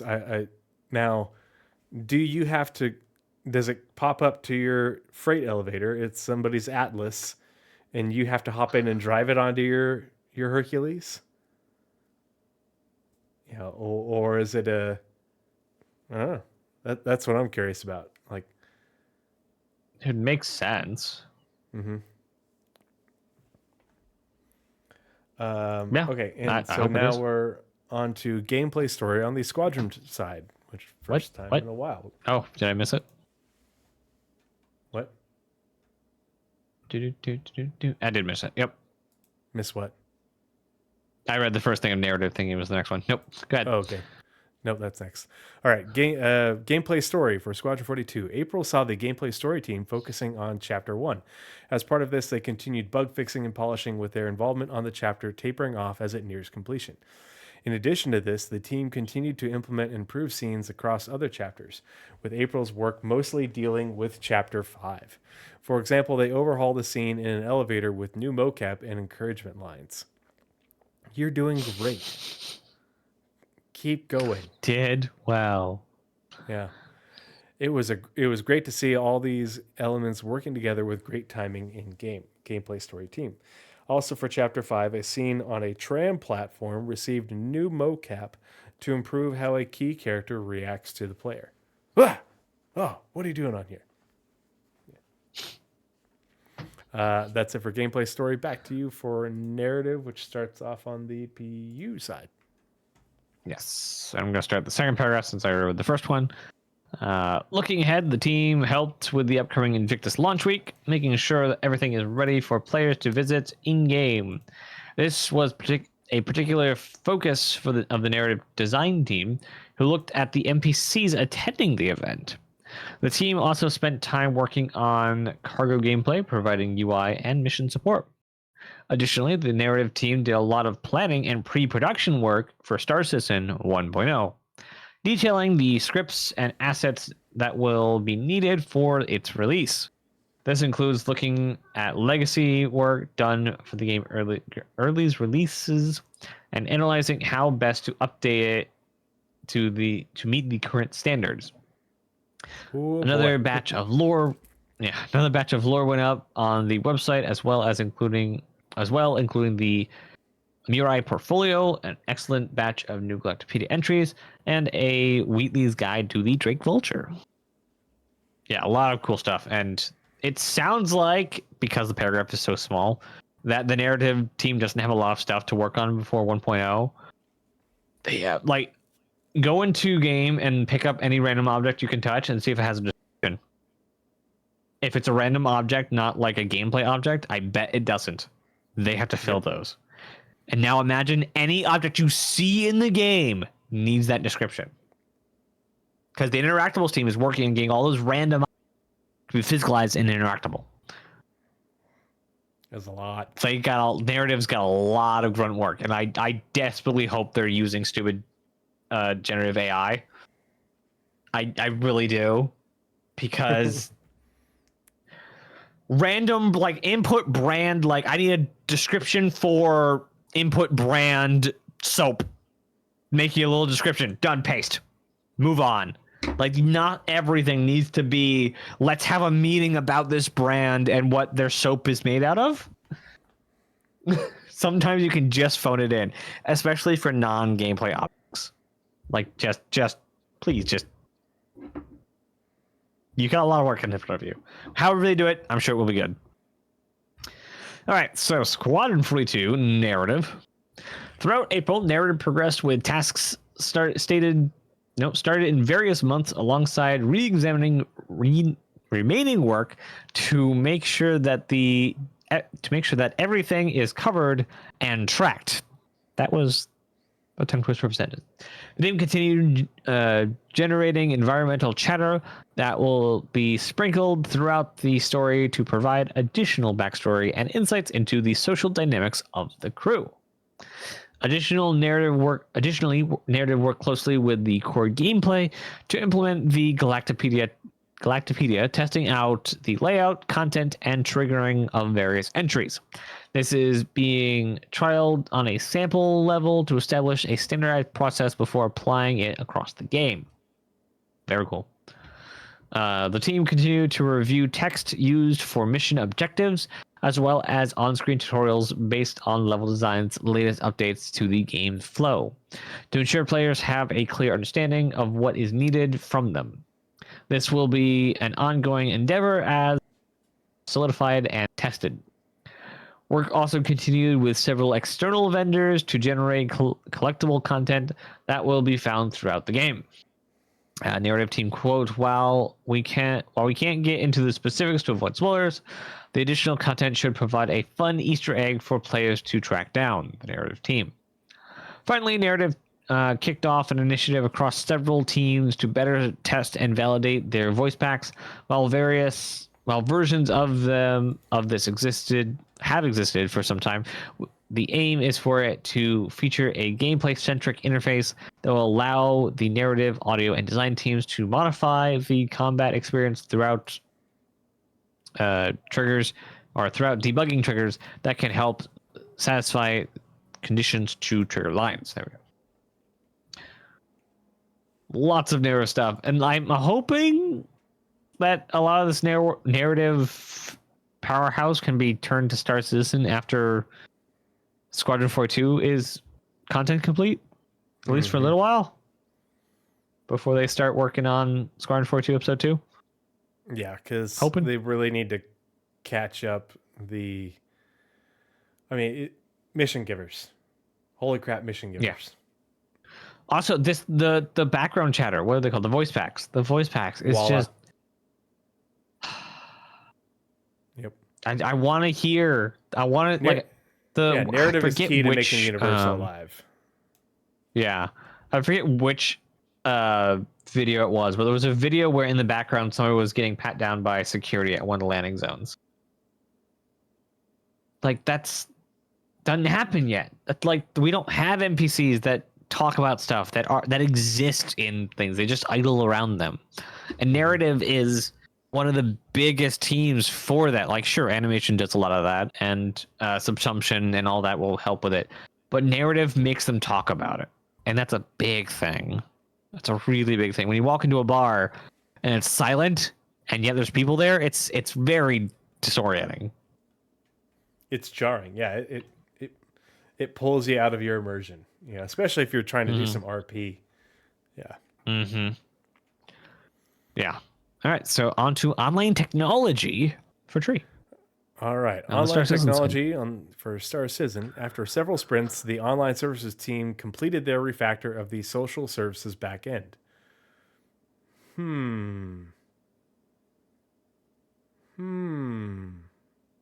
Social services backend.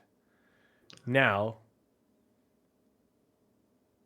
does that mean it will soon be connecting to the PU and working like that? And, will they finally be able to start implementing org features that cross between the website and the PU? Spectrum Anomaly, yeah, that's another thing they want. Yep. I believe it was Tree. I don't know if he Still said without downvotes. today, but it was... Huh? Still without downvotes, too. What's without downvotes? The Spectrum on the Mobiglass. We need downvotes on Spectrum, so we can go. No, boo that man. But yeah. But Tyler said something about in-game reporting and chat filters are a thing that are within the crosshairs of the team, and will probably be in. Well, it will definitely be in before 1.0. Yep. Got to be able to report people to ban them instead of just doing a screenshot. Yeah. Yep. And then asking how to get these people banned on Reddit. Yep. Yeah. This involved porting the services to gRPC, as well as making updates related to server meshing, because obviously they will need to communicate with not just one server. Online services also completed work relating to EAC anti-cheat in preparation for enabling the enforcement of sanctions. So they can't. They're not banning people for cheats. Well, they are, but it's not due to the EAC reporting them. It's due to like players reporting and providing evidence. But they're not enforcing sanctions from EAC finding cheaters yet, and so they're getting ready to do that. This is currently going through because they don't want like a bunch of false positives causing people to get banned and lose their accounts and such. This is currently going through the first round of QA testing. And of course, this will probably not be a flawless release, and things are going to happen. And I'm looking forward to reading the posts, because there's going to be at least a handful of people that get real mad. Sanctions and North Korea playing Star Citizen now? Yes. No, worse. People are. Yeah, people. The team also supported Alpha 323 by bug fixing and helping triage performance issues. Over the last month, the Live Tools team worked to ensure compatibility between the Network Operations Center and Hex and the modifications being made on the services side for version 323. They're also implementing new modules to assist different types of users. Additionally, the team continued to enhance other internal development tools and provide support and maintenance. Pardon me, hiccup. Now, I don't know if you have this opinion, but to me, gamer is a negative connotation word. I don't know. I'm a gamer. Like the gamer aesthetic, or this person's a gamer. Like saying it, like using the word gamer, to me, always has a negative connotation. Yeah, it depends on the tone and what the context is, for sure. I mean, for sure, like that's literally every language ever, but I find like if somebody is using the word gamer, not someone who plays games, it's normally not of the utmost positive outcome. Yeah. Like even the stereotype of a gamer is, sits on the couch and does nothing and has, nachos and Mountain Dew. Or sorry, cheese puffs and Mountain Dew.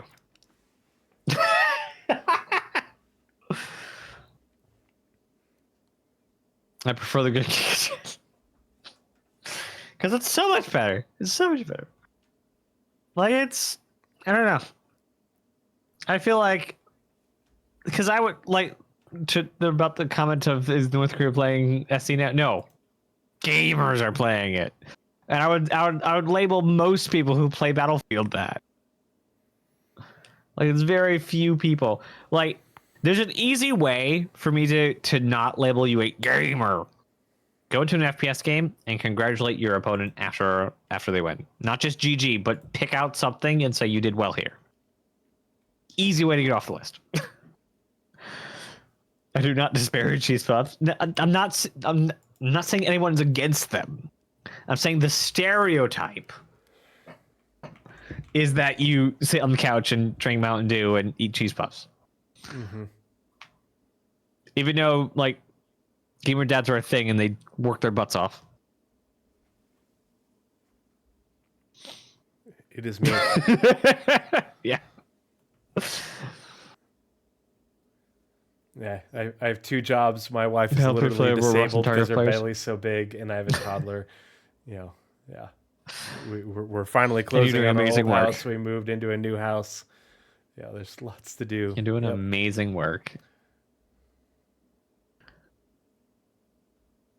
Gamers TM did kind of make their own fans, but I mean, yeah. But also companies that pander to the gamer aesthetic do it too. Oh yeah, the stereotype. Mm-hmm. Yep.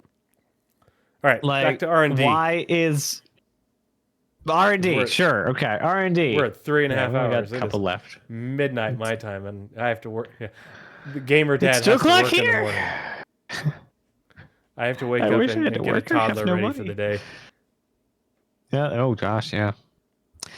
R&D spent April supporting Alpha 323. For example, the half-resolution render mode was updated as updated to accompany the new cloud rendering improvements and the introduction of ground fog.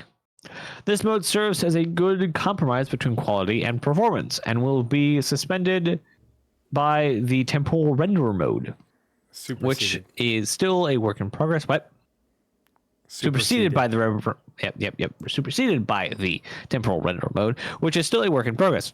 Improvements include the cleaner rendering and of silhouetted and foliage silhouettes in foliage, less blurry results from orbit, and better low discrepancy sampling. Due to these improvements, the decision was made to alter the very high spec setting for clouds to use the half-resolution render mode and increase the number of ray marching steps.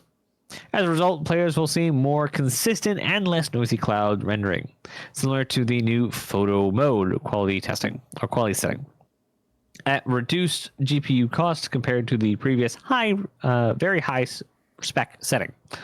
This will hopefully allow more people a the new high fidelity rendering improvements in game. Additionally, further support And was this is given to the before the render. temporal render mode is Yeah. completed and introduced. Like it's already Mhm. a lot better in 323 than it was before. And they haven't even gotten the temporal render mode in. Yep. Further support was given to the rendering team to roll out the PSO caching and request cancellation to estimate PSO caches or cache redundancies and certain shader flags for vertex position and texture coordinate modification. This is to minimize the number of shaders and PSO needed to run the game. Support was also given for various Vulkan issues that were revealed during PTU playtesting. Long-term work progressed on the temporal renderer mode. All confidence metrics, which are used to decide whether to keep history data after reproduction, was also factored in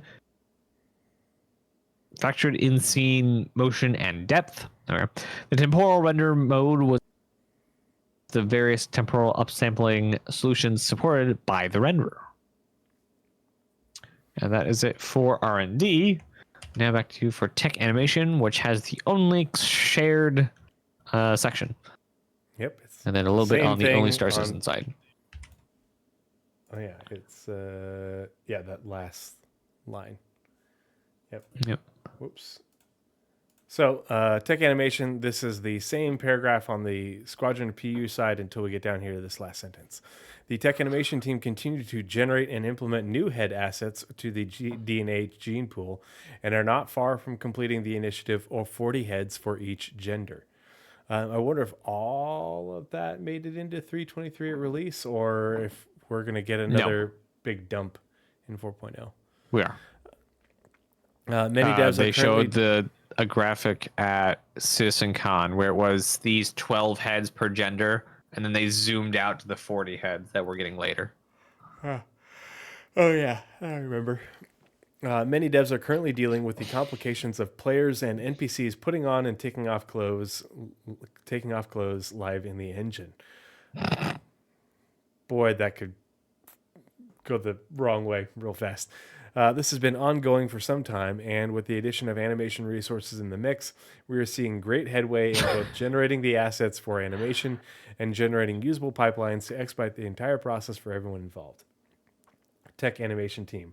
So they want to animate us taking off and putting on clothes. Boy, that seems like a lot of extra work, but that's one of those things where I'm like, is the juice really worth the squeeze? Yeah, like bedsheet deformation is cloth physics, but does animating taking off and putting on your clothes, is that really a necessary thing? I don't know. They're also involved in work For RP, it is dire. That's one of those things where I'm like, Because I can deal with gamification of shirt pop into existence on me, especially if you're trying to change a lot of things quickly. solo RP, that's an interesting one. Solo RP, it doesn't make much sense because I whatever. roleplay when I'm playing my 0 to hero. No. I mean, it for this feature for solo RP, this feature doesn't make much sense. For cooperative RP, watching all your squad mates just pop, all their like armor and stuff or clothes or whatever. Yeah. Let's see. They're also working... Just be slapped for taking off clothes. Yeah. That's so good. Oh, whoops! I skipped a line. Additionally, the team are intrinsic in the creation and implementation of new creatures for both the PU and Squadron 42. They're also involved in work toward consumables and the setup of foodstuffs, with the team aiming to guide this initiative and promote time-saving workflows. Yeah, because they do need to work on better animations for us eating. Got to make eating your nudes look good. Lastly, and this is just for the PU side, they continue to support Alpha 323, ensuring content is integrated, tested, and ready for players. And on to you for tech design, which is mostly PU and then a little bit on the squadron side. Yep.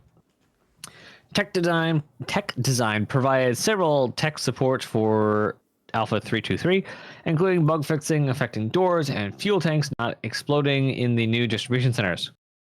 I'm sorry, doors are supposed to be exploding in the distribution centers?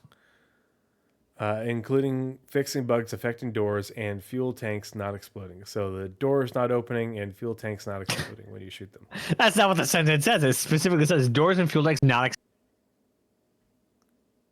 Including fixing bugs affecting doors and there's no breakup there. There's yeah. no break. For ships, iteration was done on weapon director feedback. For the latter, an easier AI behavior was created for use in very easy and introductory missions.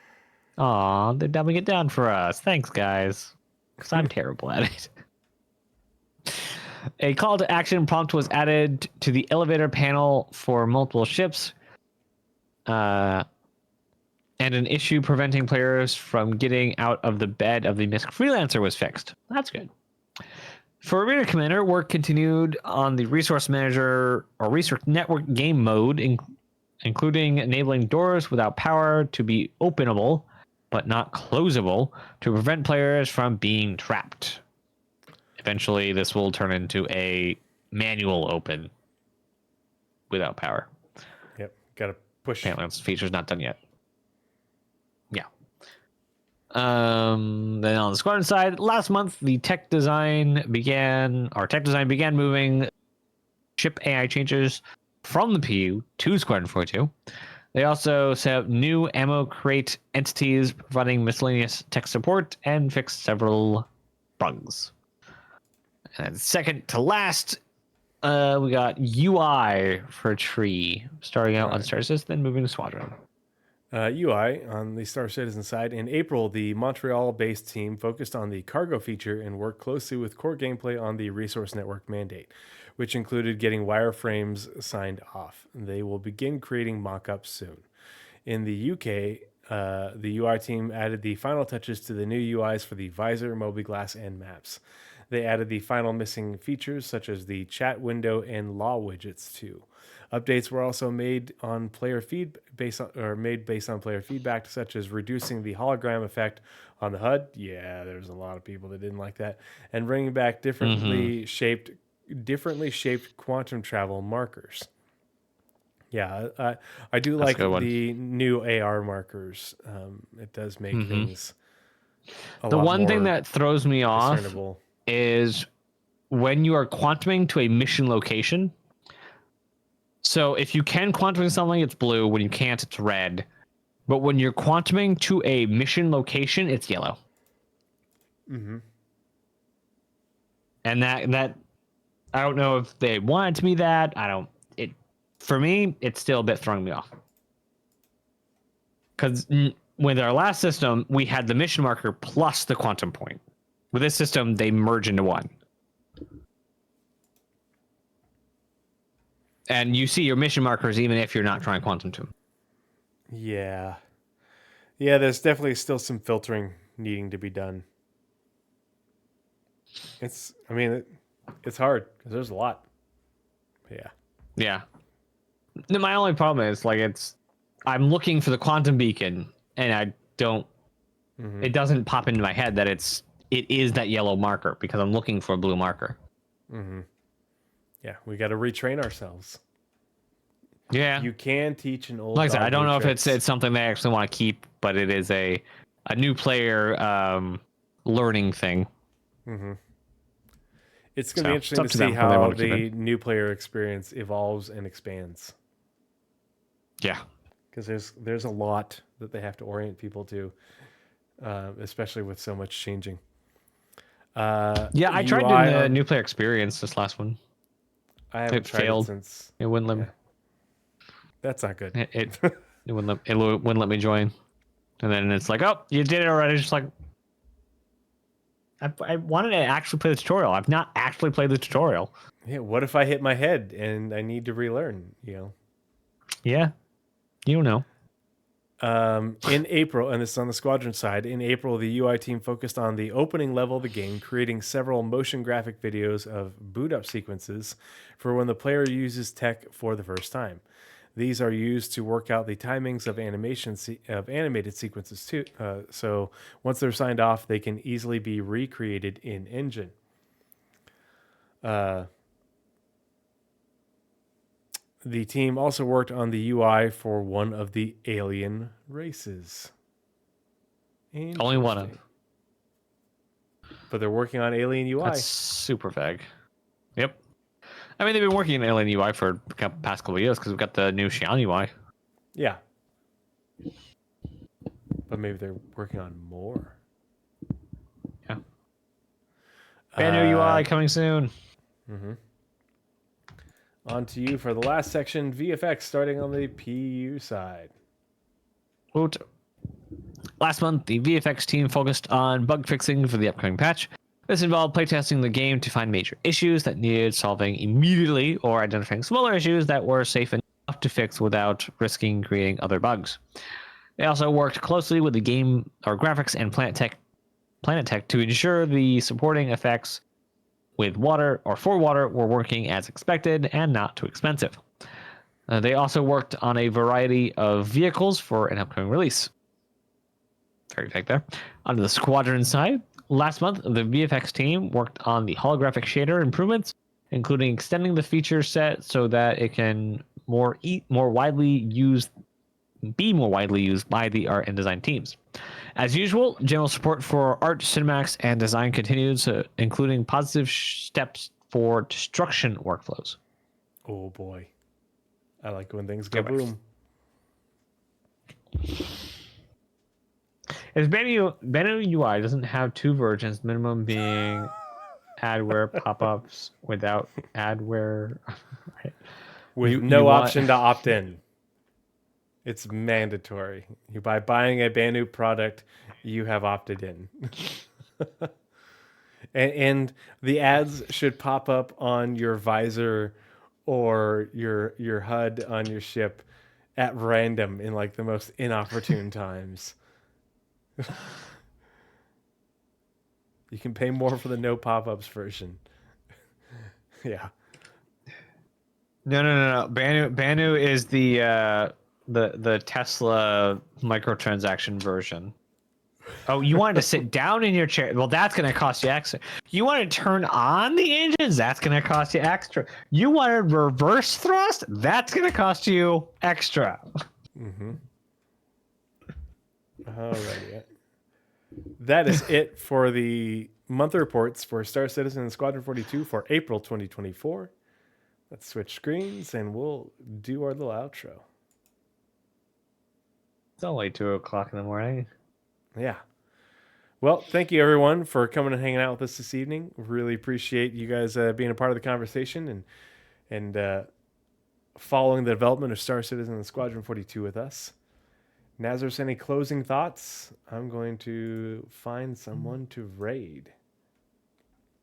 I mean, a lot's like it's moving really fast, and with the new kind of structure of the game, it's I'm not gonna say it's gonna get faster, but we're gonna be seeing a continued push as Squadron gets finished. Like finished. Like they're trying to get 2 games done as soon as possible. I really like seeing. I really like now knowing that we're on the road to 1.0. Agreed. It's just really cool. It is. Does anyone have any suggestions for a raid? Citizen Joel, thank you for holding the line with us. We appreciate it. Always got to pay it forward and send a raid off to someone. If we don't get any suggestions, I was going to pick Papa Juggernaut. He's a good friend, good dude. Going once. Going twice.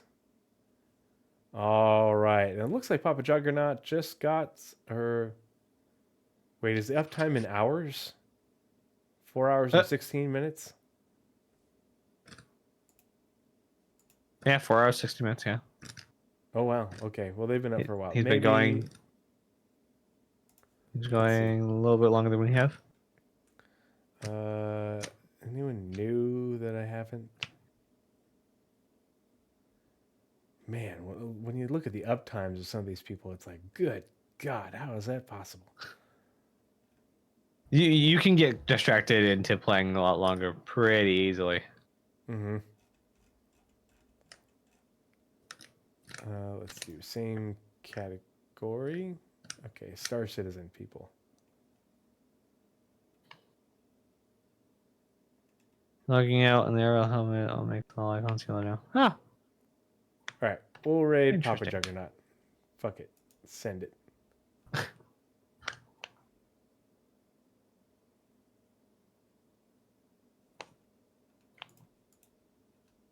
Oh wait, it didn't start it. Start raid. All right. Let's go send Papa Juggernaut some love. You guys have a good evening. Thanks so much for hanging out. If you missed part of the show, it'll be up on my YouTube. I'll upload it as a whole, as well as the individual segments, including our reacts that we haven't ever done. But thanks so much for the support, and we will see you guys next time. Hopefully, we'll be doing a show next week. We'll see. Cheers. yeah. Bye.